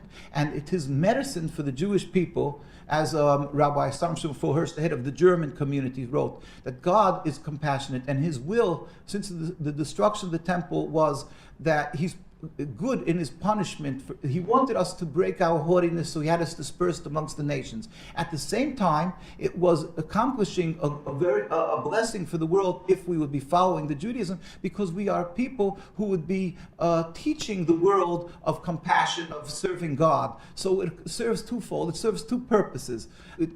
I'm not requiring anybody to become a scholar in Judaism, but if you just step out of the box, let us just say, and go to Jerusalem, go to New York, go to, in London, Stamford Hills, the religious communities, the Ivy League of Judaism, the rabbinical colleges, you will see that the most religious communities, every one of them, they are anti-Zionist. Talk about this. This is an article here from Business Insider. Adidas, apparently, we're finding out, only took 2 minutes to decide whether or not they wanted to cut ties with Kanye West. So they're saying that it actually, because they're being criticized for how long they took to react to this.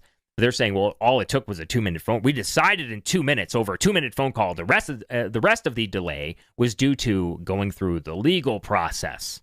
But we decided very quickly that we didn't want anything to do with this anti-Semite. Yeah, they decided during a 2-minute phone call whether or not it was a quick decision to decide whether or not they wanted to get rid of almost 50% of their entire profit.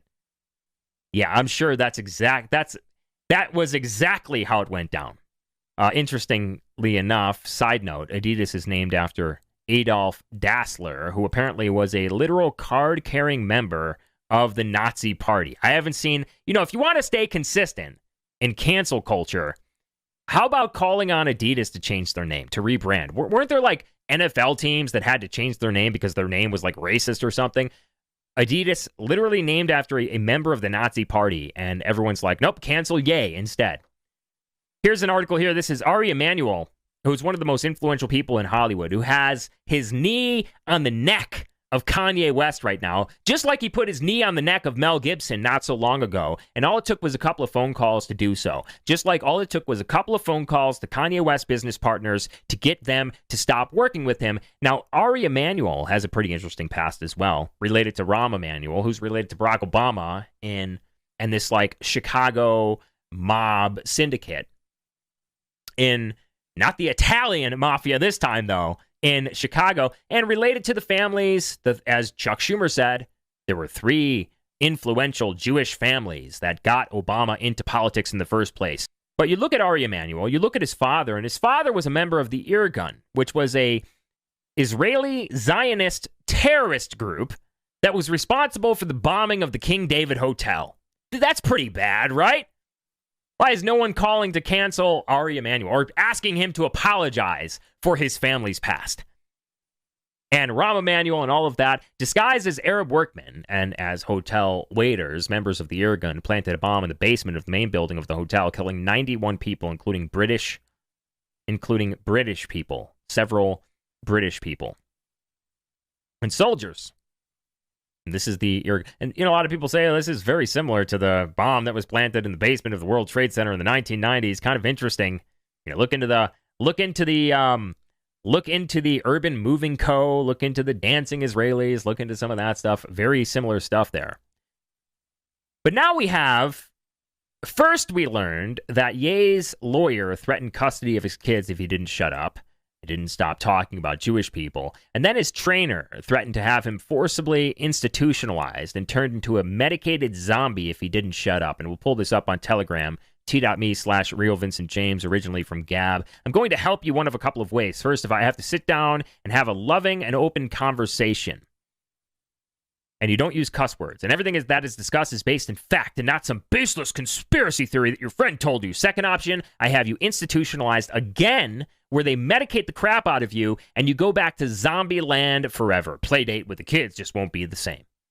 This is Harley Pasternak, who himself has a very interesting past. Apparently, he worked for the government. He was involved in psychological operations. You can go and look at this thread. And by the way, this doctor, we're finding out a lot of things about this doctor. He has an interesting past with the government and psychological experiments, literal psychological operations, which, by the way, they're trying to edit out of Wikipedia right now. There's a battle going on, and they've edited a lot out of his Wikipedia page. Kanye West hospitalized. This goes back to 2016, the first time that he was hospitalized outside or in Harley Pastor. He was in Harley Pasternak's home. And, you know, this is the kind of stuff that Ye has been talking about. This is the exact thing that Ye has been highlighting here. When you go to Telegram, I'm going to pull something else up here for you. And you look at a lot of the people that Kanye has named since the beginning of all of this, like this here, Monty Lipman, Lucian Grange. These are people that he's named by name. Liar Cohen, Jerry Heller, Rick Rubin, Paul Rosenberg, Doug Morris, Barry Weiss, Irving Azoff. He noticed that these people are part of a group of people that supposedly only represents about 2% of the American population and about 0.2% of the world's population, and he would have had no problem if he called them white. In fact, this would have been encouraged. But all of a sudden, he started to notice that they were part of the same group of people, and he started to call this out, and all of a sudden, he has to be put in his place. All of a sudden, he has to be 5150'd by a literal, like, MK Ultra doctor who worked on MK Ultra and PSYOP experiments for the government, for the Department of Defense. And then, of course, we have Kyrie Irving, who's the next target. Next, Kyrie Irving takes responsibility for promoting anti-Semitic film. He didn't promote anything. He posted a link to an Amazon movie, a documentary that's on Amazon, called Hebrews to Negroes, or Hebrews to Negroes, which is pretty funny. It's like a 3-hour doc. I'm not going to watch that long of a documentary. And he posted this link on Twitter, and all of a sudden, they're bringing him to heel. They have their knee on his neck, just like they have their knee on Kanye's neck, just like they have their knee on Mel Gibson's neck. And you see this here. We have this up on dailyveracity.com. NBA star agrees to pay Jews $500,000 for sharing a quote-unquote anti-Semitic post on Twitter. So him and the NBA got together, decided that they're going to pay $500,000 each to Jewish groups, but then it kind of was like, wasn't enough. Because then he came out and he said, "We Jew." You have any anti-Semitic beliefs? Again, I'm going to repeat. I don't know how the label becomes justified because you guys ask me the same questions over and over again. But this is not going to turn into a spin around cycle of questions upon questions. I told you guys how I felt. I respect all walks of life and embrace all walks of life. That's where I sit. I think what people want to hear, though, is just a yes or no on that question. Yes or no. I cannot be anti-Semitic if I know where I come from. I cannot be anti-Semitic if I know where I come from. We the real Jews. It's so funny. So there, we the real Jews. It's so funny. We the real Jews. It's so funny. These poor, poor pundits who just don't know any better. I'm so grateful for the Gentiles who are waking up, but this guy still has not woken up. And also, when you go to, there's a new all Black Lives Matter group. It's kind of ironic that is currently dealing with Mike Adams on Brighteon.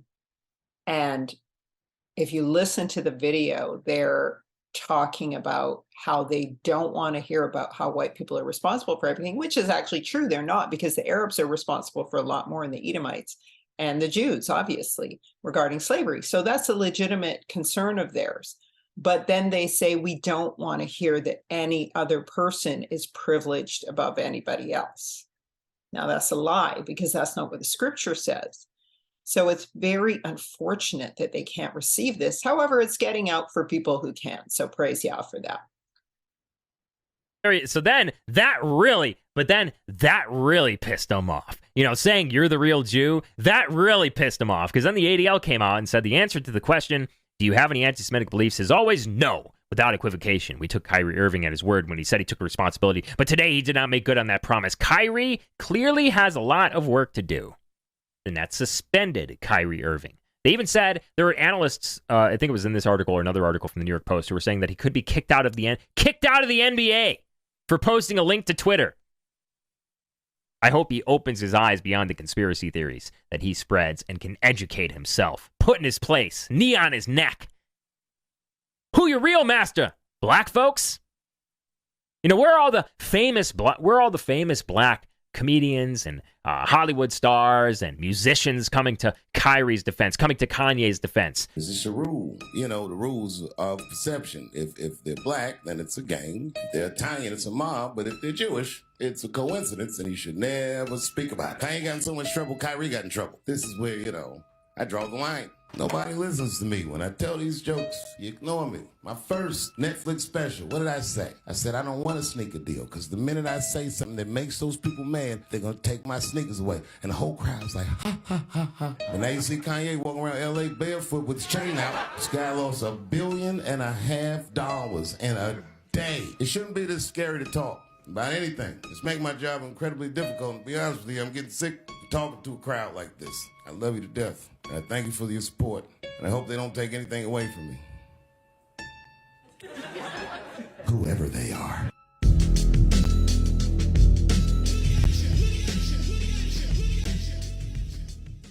Where are all the people who came out and defended Colin Kaepernick for kneeling for the national anthem at an NFL game?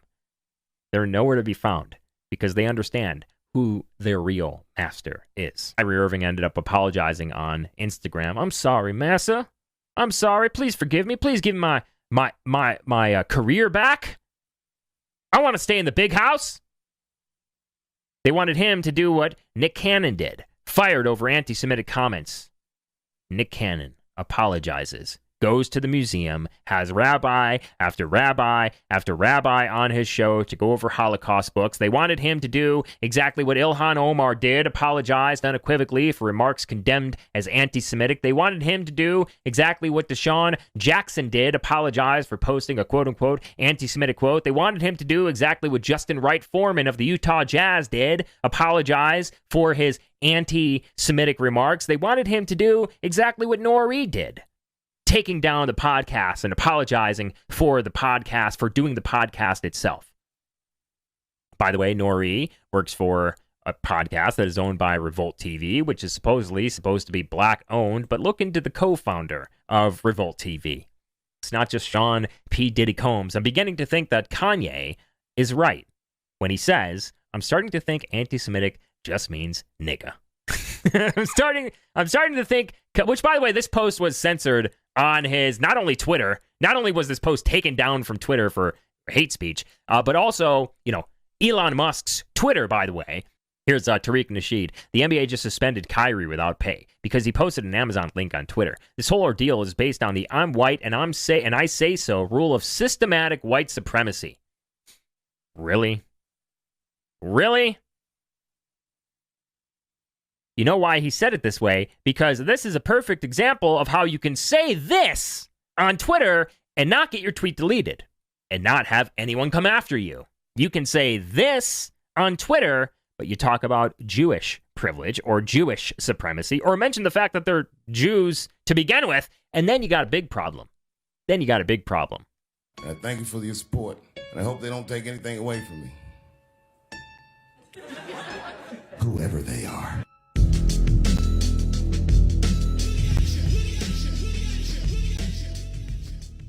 Ashkenazi Jews are not functionally white. If you look at Ashkenazi Jews, I think at most, on average, 40% European DNA, 40%. Look at Sephardic. Look at outside of that. They say that they're a race. This is what they say. They say that they're a race when it's convenient. When it's not convenient, then they say, well, we're white too. And fellow white people, you have got to do better on race. You have got to do better when it comes to systematic white supremacy. You have got to do better, fellow white people. And then when someone says, well, hey, you're responsible too because you're functionally white. You're white. Oh, I'm not white. I'm Jewish. He is afraid of saying the word Jew. Semi means half. All ites in the Bible are nations. Midianite means half or between two nations. Semite means half nation. So the Midianites, Medo-Persians, were half Japheth, half Shem. The Midianites of Keturah and Abraham were half Cush, half Shem. So they call themselves Medi, meaning in the midst of two nations. But the Jews call themselves Semites, half nation, half of biblical nations. What's the difference? I'm not sure, but you may want to think about it.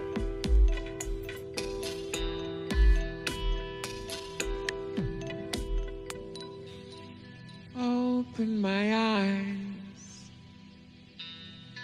Abaya.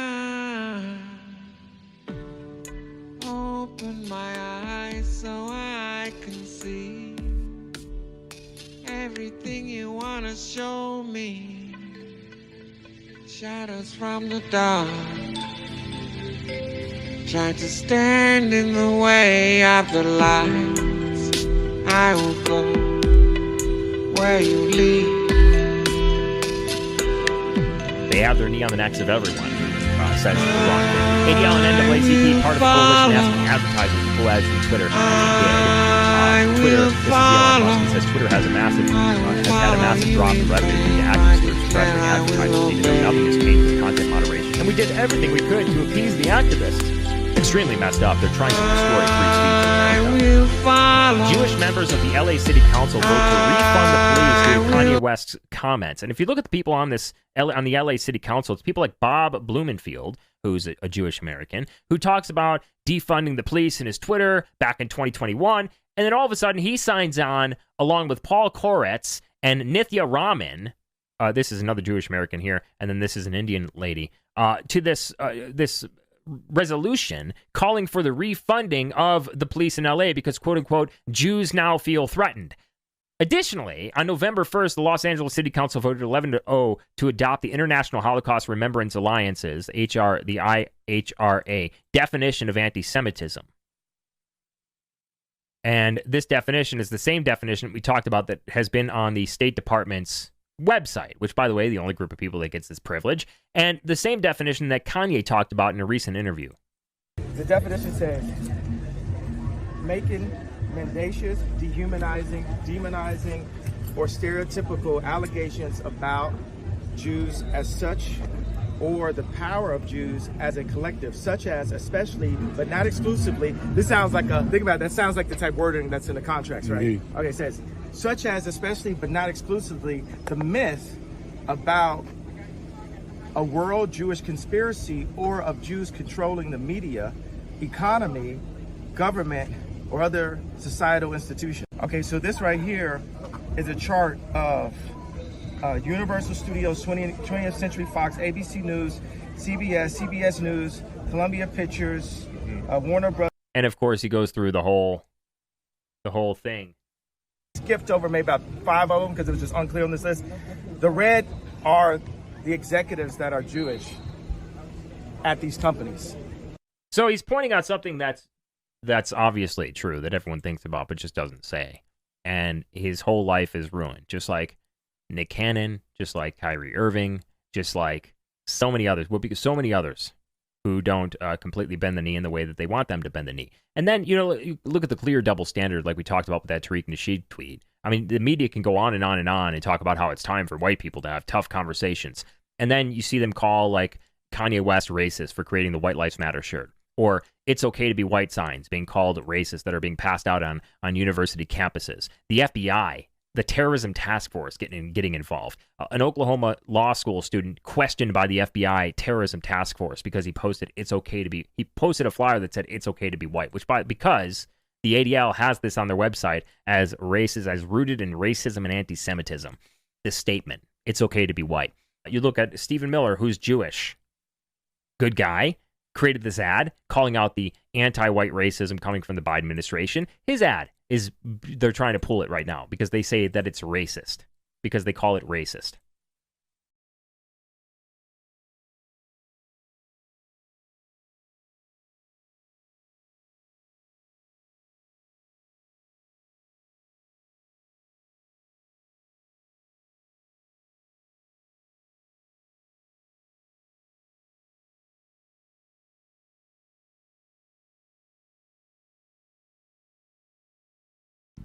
Do you have concerns about the kind of the parameters that were set up for his return to play, as far as just creating like a level of steps of things that have to be fulfilled? And do you think that's something that needs to be addressed in discussions over the next collective bargaining agreement? Absolutely. I don't think we've ever seen anything like this before in our league. So to say that this is what is needed for somebody to return, we just thought that was excessive. Players thought that was excessive. So I'm not sure if that's going to be something that'll be a CBA negotiation point or talking mechanism. I just know that there's sensitivity, on both sides that need to be addressed. And I'm looking forward to the union and the NBA and the Brooklyn Nets coming to a solution in the near future. And I know that there's been a lot of support for like Kyrie's character and things you mentioned, like Adam saying, but obviously it took him a while to be willing to confront the issue that people have with the content he shared and apologize for it. So considering that the way that he handled the situation seemed kind of uncharted, is it reasonable for organizations to try to at least find some sort of way for the player to kind of demonstrate contrition when they feel like the player's not doing it in a way that the public will accept? I'm sorry, what's your question? Sorry. I guess the question is, was it, even though you have issues with the way that the parameters the Nets set out, is it fair for the Nets to try to create some sort of way for him to satisfy everybody's need for there to be an apology that they feel is sincere? I'm not sure how to answer that question. I think you are asking for a need to satisfy the common public, and I'm not sure if that is something that Kyrie is looking to do. I don't think he meant any harm by posting it. Obviously, it came off as insensitive to a lot of people, but Adam came out with a statement. He doesn't believe Kyrie Irving is anti-Semitic. Joe Tsai came out and said a statement that they don't believe he is anti-Semitic. Those were their words. So he's already apologized, formally through his IG post. He said he supports all walks of life, etc. But the comment that Joe Tsai made, which I feel like bothered, a lot of people, was like, he has more work to do. Like, what does that mean? Our society has more work to do, including Joe Tsai. This is our league. We all are basketball players, but we all are human beings as well. So I'm looking forward to seeing the union and NBA figure out what the next steps are.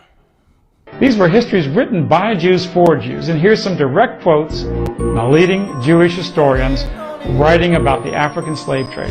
Prominent Jewish historian Mark Raphael, in his book Jews and Judaism in the United States, a documentary history, wrote, quote, Jewish merchants played a major role in the slave trade. In fact, in all the American colonies, whether French, Martinique, British, or Dutch, Jewish merchants frequently dominated. This was no less true on the North American mainland, where during the 18th century Jews participated in the triangular trade that brought slaves from Africa to the West Indies and there exchanged them for molasses, which in turn was taken to New England and converted into rum for sale in Africa. Isaac da Costa of Charleston in the 1750s, David Franks of Philadelphia in the 1760s, and Aaron Lopez of Newport in the late 1760s and early 1770s dominated Jewish slave trading on the American continent. So what you clearly see happening here is that on all sides of the issues, there are all kinds of people. And there are a lot of Jewish people who are on the right side of the issue. And then there's a lot, probably the more powerful, wealthy 1%, who are on the wrong side of the issue.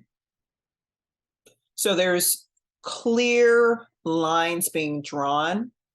And in terms of nations outside of the African diaspora who were taken captive as Yasharel, you're getting all kinds of people siding with the true diaspora, especially a lot of Jews.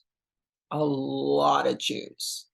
And when you listen to Candace Owens talk about BLM, well, BLM was set up by Jews.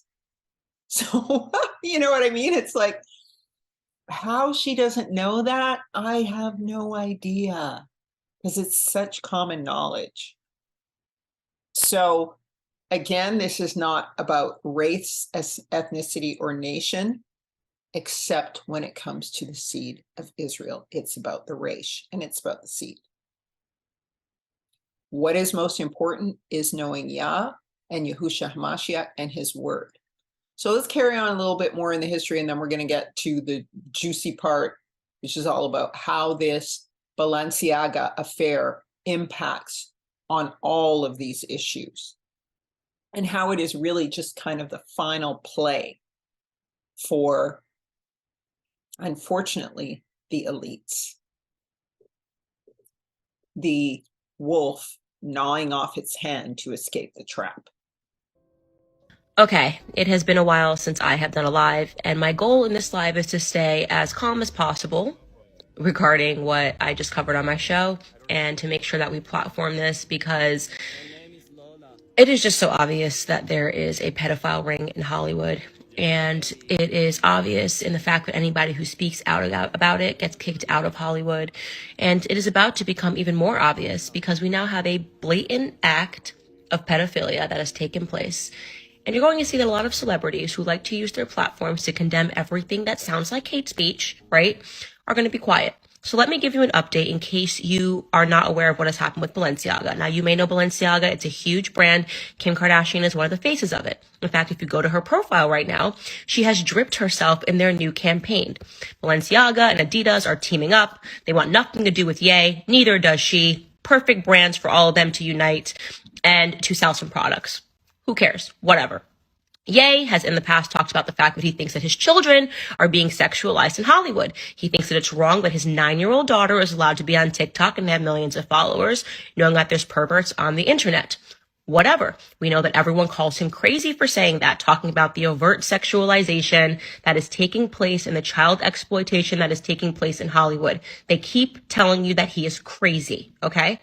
Kim has basically allowed this narrative to go on. She has alleged that he has bipolar disorder. He doesn't know what he's talking about. He's lying, that it's fine for her daughter to be on Instagram. We also know that Kim K herself has engaged in pornography to buy herself access into Hollywood. Her and her mother colluded and had made a sex tape. So we know that she is compromised as it is. But whatever. The relationship fell apart. Who cares? The whole world wants to cancel Ye. Who cares? I decided I want to stand by him as a friend because I know that he is talking about important things like child exploitation in Hollywood, and we do need to have a conversation about that.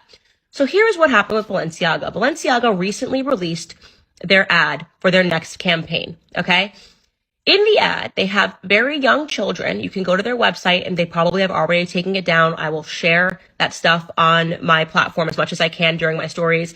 You have very young children that are looking up with innocent eyes, and they're holding teddy bears, Balenciaga teddy bears that are draped in BDSM. The teddy bears are wearing BDSM leather products, okay? And the kids are holding them looking very innocent, obviously trying to almost look like children that are in captivity. It's very weird. It's very bizarre. But you might be thinking, oh, what's wrong is the people that are even thinking that. Who cares if a child is holding a bear and the bear is doing a little BDSM? Wait for this, okay? Then they shot another photo from the campaign, and the same exact campaign, and there is a Balenciaga purse, and under the purse, there's a lot of papers. When you zoom in to the papers, what you will see is it is a Supreme Court decision. The Supreme Court decision was Ashcroft versus the Freedom of Speech Coalition, the Freedom Coalition for Speech, right? That was a decision that the Supreme Court struck down certain aspects of virtual child pornography, okay? So essentially, they are putting these papers that was the Supreme Court decision to strike down certain laws pertaining to virtual child pornography under the purse. So there is no confusion where they stand. They are happy that the Supreme Court decided to get rid of virtual child pornography laws, which now allows them to have these children that are holding these bears that are in BDSM poses. I am so disgusted. I can't even, I am angry. I want to be shrieking. Like I said, I'm trying to stay calm in this. We have been talking about what is so obviously happening, which is child grooming in our society. People that are talking about children's genitals, trying to pretend that it's love to get them to change their genders. It's obviously what I have said for years. It's going to usher in pedophilia. You now have Balenciaga, one of the loudest brands in the world, biggest brands in the world, loudest brands in the world, with a fleet of A-list celebrities, okay, that stand behind them. This is the same Balenciaga that just dropped Ye for being anti-Semitic, okay? And they are now putting on display child pornography. Now, because Tucker Carlson did a segment on this and drummed up a response to this, they have now issued a statement saying that they should have never featured the children in the campaign. That's it. We should have never featured the children. Forget the fact that we have papers celebrating child pornography under the purses, but we got caught, so oopsie, we're sorry. Now, here's what I know to be true.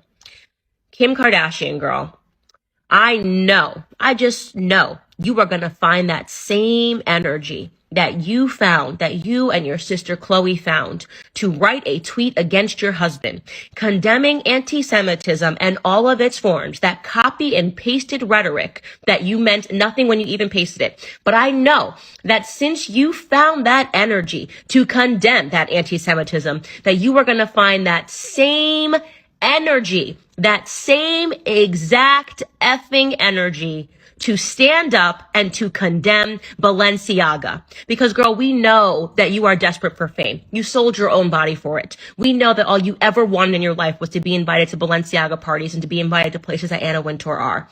But we know that at the same time, you are going to find a little bit of whatever soul you have left to take a strong stance against child pornography and pedophilia, to take a powerful stance by saying that you will no longer rep this brand. It's that easy. A tweet will suffice. In fact, let me help with the language. I condemn child pornography and all of its forms, and I will no longer associate myself with Balenciaga, which just tried to pull the wool over society's eyes by essentially saying that they are happy that laws were struck down against the Child Pornography Prevention Act, because that's what Ashcroft's decision was. The Child Pornography Prevention Act removed parts of the guts of that law, the Prevention Act, which prevented virtual child pornography. So I know you are just looking for the right words, and that your silence and your recent posts dripped in that exact same campaign is really you just sitting back trying to find the effing right words to say that you will have nothing to do with this brand. Because otherwise, Kimmy girl, if you don't find that same effing energy that you found for Ye, the father of your children, to condemn him, to support your friends, I think you said, I stand with my friends in the Jewish community. Why don't we try a tweet that says, I stand with children all over the world that are being sex trafficked. I stand with every parent that has had to go through the trauma of having their children sexually trafficked or sexually abused. Use that same energy, Kimmy, and put up a post and be done with Balenciaga. And then I want you to re-examine yourself, okay? Because we know what you're doing. We know that you will say whatever it takes. You will do whatever it takes to maintain your fame. I want you to re-examine what it is that your ex-husband has been saying about what he believes his children are being exposed to. Because the fact that you are a part of this campaign, okay, this huge Balenciaga campaign, and maybe you didn't know, I'm not going to put it on you, but you sure as hell have known in the last 48 hours what's going on. And I think, as the left likes to say, your silence is deafening. You guys are sick, twisted perverts in Hollywood. But Kimmy, I'm going to keep the faith alive that you're going to do the right thing here. It is indeed interesting that Candace Owen did not make these same correlations to or with pedophiles around her 2 to 3 years ago. Now, she's in that Hollywood elite, so she's just waking up now. Theoretically, we're going to give her the benefit of the doubt. But it seems extremely well-timed to now have this sort of a view in favor of someone like Kanye West. For everyone in contracts, I know that this will never happen again in history. There will never be a situation where people end a multi-billion-dollar deal off of a tweet. Gotcha. And I feel free.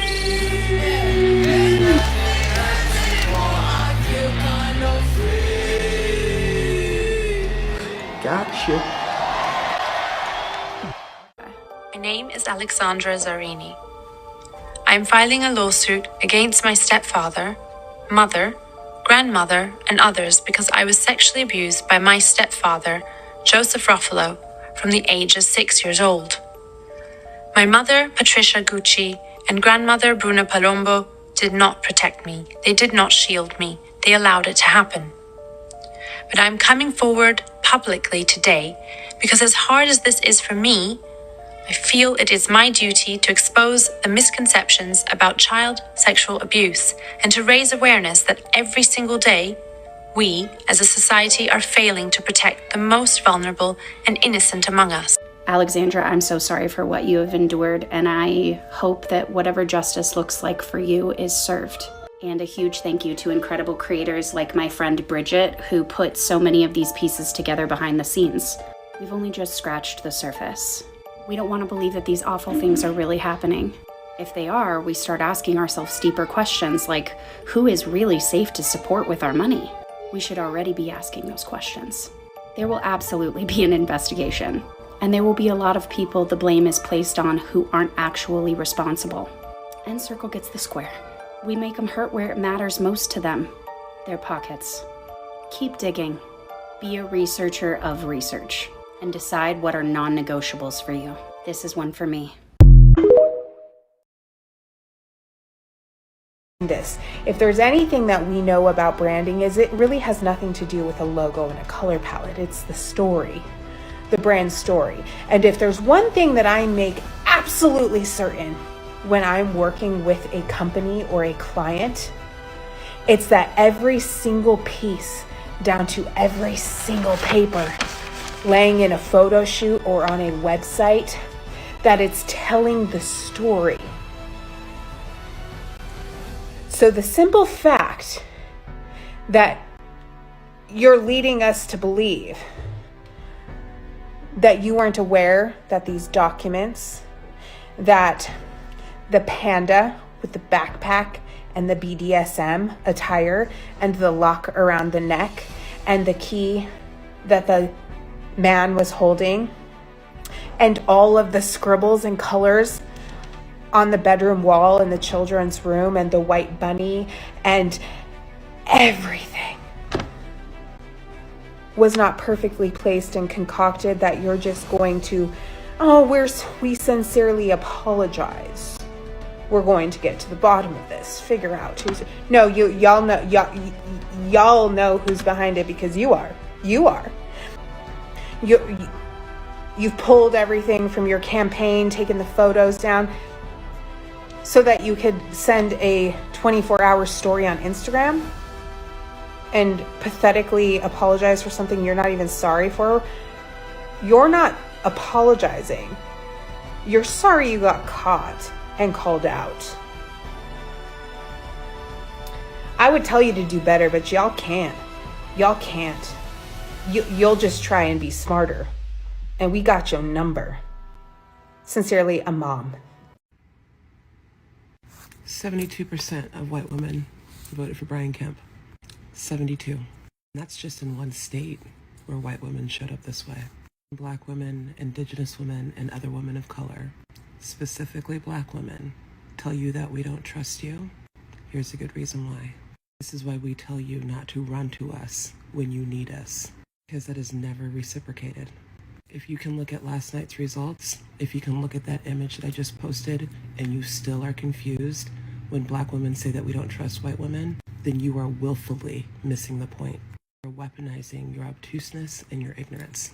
I am not at all surprised, and I'm also not any less disappointed.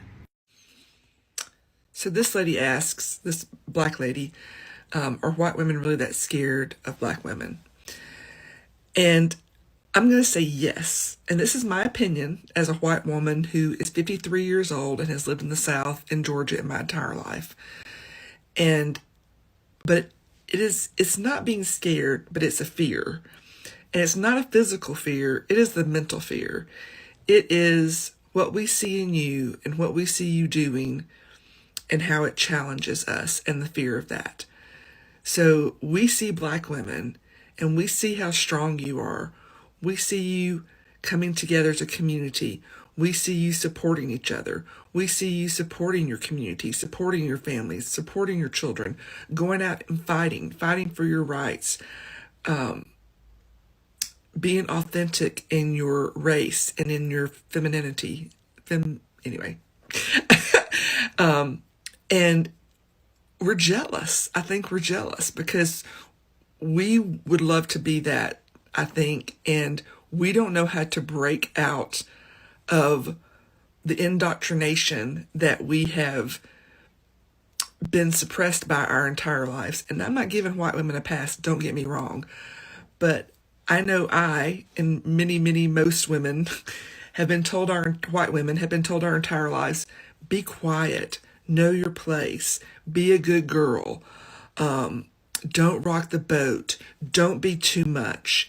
And when you are any of those things, you are ostracized because you have rocked their boat. And that is what black women are. You rock our boat, our mental boat, because you challenge us to look at how we are deficient and not living in our truth, and it makes us uncomfortable. And people don't like to be uncomfortable. And it makes us start to question ourselves, and people don't like to question themselves. We would rather live in our little bubble of white supremacy and what we know and comfortableness. I know that's not a word. Than a lot of people would, white women would, rather than challenge themselves to grow and know more, because it's easy. Doing the work is hard. It's really hard. I've been doing the work the past several years, and it's hard. It is hard admitting some truths about yourself and some truths about yourself as a white woman. So yeah, I think that white women are scared of black women because you challenge us in that way, and a lot of us don't like it. And that's why we fear you. It's because we fear what you make us face. What is so interesting about this narrative is that you now find white women jumping on board. And this is very rare because there's been a lot of discussion about how in recent elections, white women have talked about feminism and being pro-women, but they have abandoned women of color in a lot of the elections. And a lot of black women are and other nations of women are very angry with them because there is this notion that white women will always support white men, that they always turn around and betray women of color. And so now we have all of these white women coming out with these stories of abuse and betrayal, and other women, white women, supporting this. And so this is very curious.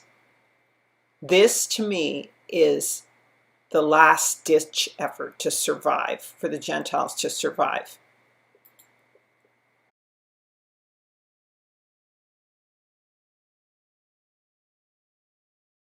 Now we even have all these elite women coming out with their stories of abuse, white women. And this is highly unusual. So this, I believe, is shock value to distract away from the awakening. But I think that the two have been brilliant, that both Kanye's situation and him overcoming Kim and the whole pedophilia agenda and toppling that relationship and power structure has all been neatly tied in to the awakening. And I think maybe only Yah could do that. And so what is so interesting about all of this is that now the times of the Gentiles are truly ending. The times of the Jewish people, Jewish Gentiles, as well as the Gentiles who are embodied by someone like Kim Kardashian. I've heard her claim to be a number of things, including Persian. So that is definitely a Gentile nation. But what about Kanye, and what about Candace, and what about all these new players? What is their background? I'm giving them all the benefit of the doubt and hoping and praying that they will speak the name of Yah, the word of Yah, and the salvation by Yahusha. But I do know, from what I hear from Ron Dalton, he's still waiting for his phone call to discuss and debate the issue. And as is said in the interview, Candace Owens did bring it up. But now this whole scandal around Balenciaga and pedophilia now seems to be drawing out the pedophile dump to try to eclipse the awakening, okay? So now they're going to try and distract, especially white people, with the whole pedophile story, so that the focus will be taken off of the awakening. But I don't think it's going to stop, because I think that the way that this has been tied into Kanye and his whole situation with Kim Kardashian and not wanting his children around those elites, it may in fact generate more energy for the awakening. And so I'm not putting my faith in any of these people, and my prayer is that you do not either, because they are not speaking Yah's word. But I do truly hope that they change and they do get saved. But, you know, that's Yah's choice. I wouldn't put my faith in any of these people. And, you know, as I've said before, you look at Esau Edom and some of these people groups, a lot of these Black elites have been waiting for this shift, just waiting for it to happen. And so I think when you look at the confluence, the convergence of all of these celebrities in this well-timed moment, all of these people to speak on the issue and speak up for Kyrie Irving, it seems very well orchestrated. I don't think it was just they randomly decided to support each other. I think there was actually a planned agenda, or that people were waiting for the right moment, okay? And so, but I do also think that in the form of Kim Kardashian as the wolf trapped, that the Gentiles and the Ish people, the 1% at least for sure, not all of the ones who are speaking up in this video about the truth about who Israel is, but the other people, or the truth about how prophecy is to unfold, okay? But the other people who aren't speaking the truth and continue to speak lies and continue to silence, I think that I think it's very coincidental that this all happened, and I think it's very scripted. Somehow that this financial collapse or snafu has happened with these companies, and I think it's very clear that these NBA players and stuff are beginning to align themselves, because they could form a basketball league all by themselves. They might not yet have the media, but they could just broadcast on YouTube.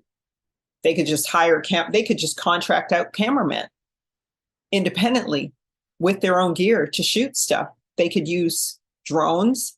They could probably hire a coliseum or get a loan,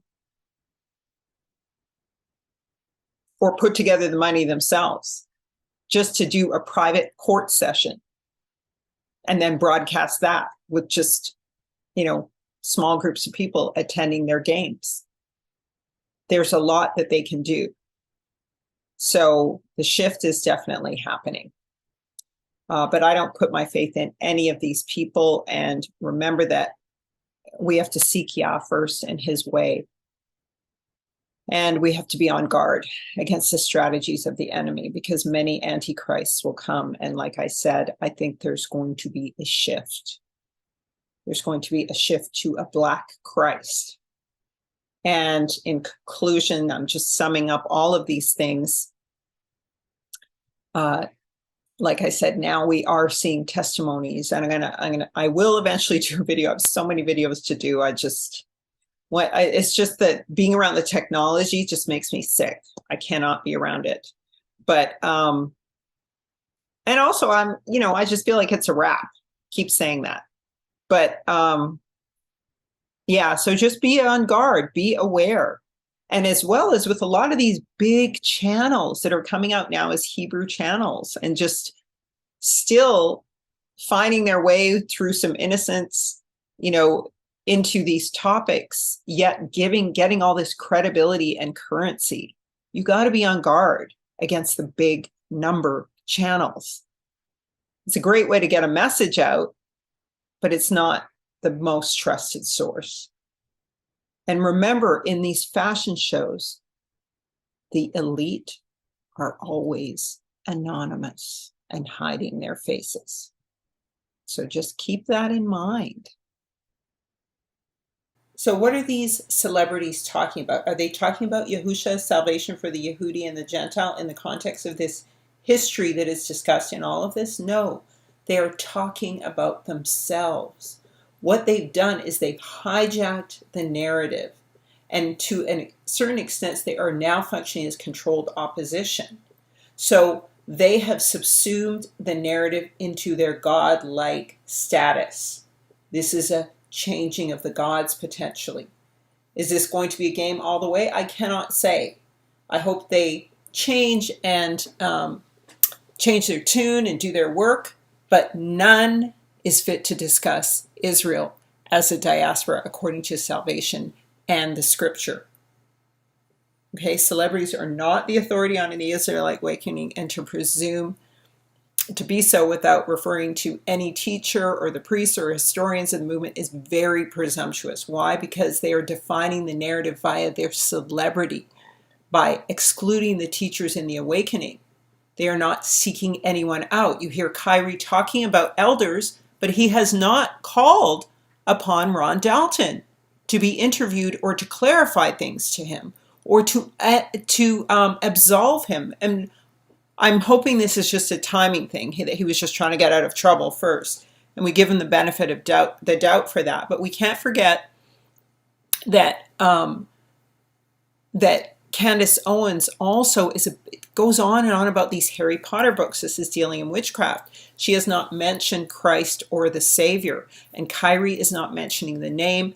And as usual, Kanye is very much focused on himself as God, and he's also spoken of himself in these terms. Can all these people repent? Yes. I've committed sin in my life. I don't know what all these people sin, but I don't consider myself any better than them except in Yahushua HaMashiach.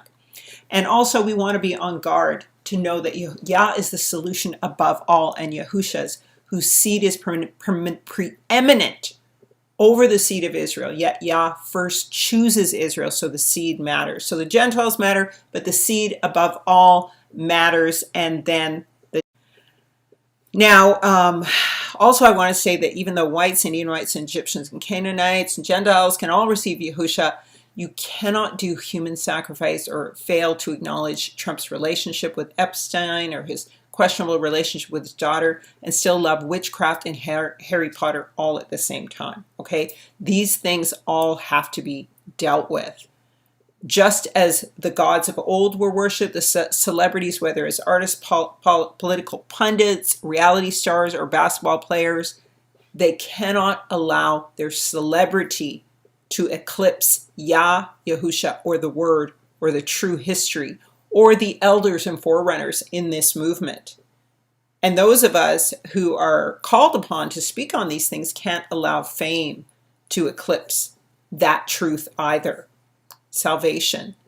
And now black and white Edom acknowledge the Arab slave trade is the key for unlocking the racial or skin divide and defining the spiritual allegiance to Yah. So in other words, when we look at the truth of the Arab slave trade, then white people will be able to see that the sin is not so great or weighted on them. It is weighted on both people, chocolate people and vanilla people of color, and people from among all nations, because it says the nations have taken counsel against you. And this includes blacks and whites among the Gentiles. Okay, so we have to really look for these celebrities to move away from celebrity worship and personalizing everything into a narrative of the gods, just like has always been done with the gods and the descendants of the fallen angels. It is actually controlling the narrative. So these personal dynamics that they're frequently talking about and these relationships upon which all Hollywood and political environments are based on really have to be separated out of this, and Yah has to be exalted and put first. All right, so let me know your thoughts on this. Let me know if you think that this was orchestrated by Kanye to get his children back and position Kim as a somebody who overlooks pedophilia as a mother, and so should be indicted for that, which I think she should. I don't think she should be considered a fit parent, all right, for continuing to wear those clothes and support elites who support pedophilia. Or was this some greater strategy to get the 1%-ish people into a disadvantaged position, all right, to tip the whole narrative back to black and the reset to be inverted back to Africa again? Is this a way for the black elites now, not necessarily true Israel, to try and usurp the awakening? Let me know in the comments.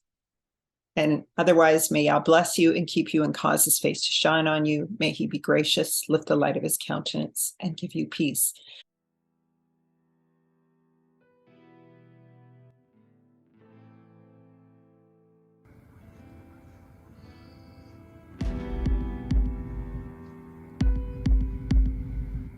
Thank you everyone for your donations and support. It means a lot. And subscribe or simply become a member in TrueAllTruth.net to get updates on videos. Subah Yahuwah Reb Aleph Yasharel. Subah Yahuwah Reb Aleph Yasharel. Return, O Yahuwah, to the countless thousands of Israel. And let those that hate thee flee from before thee.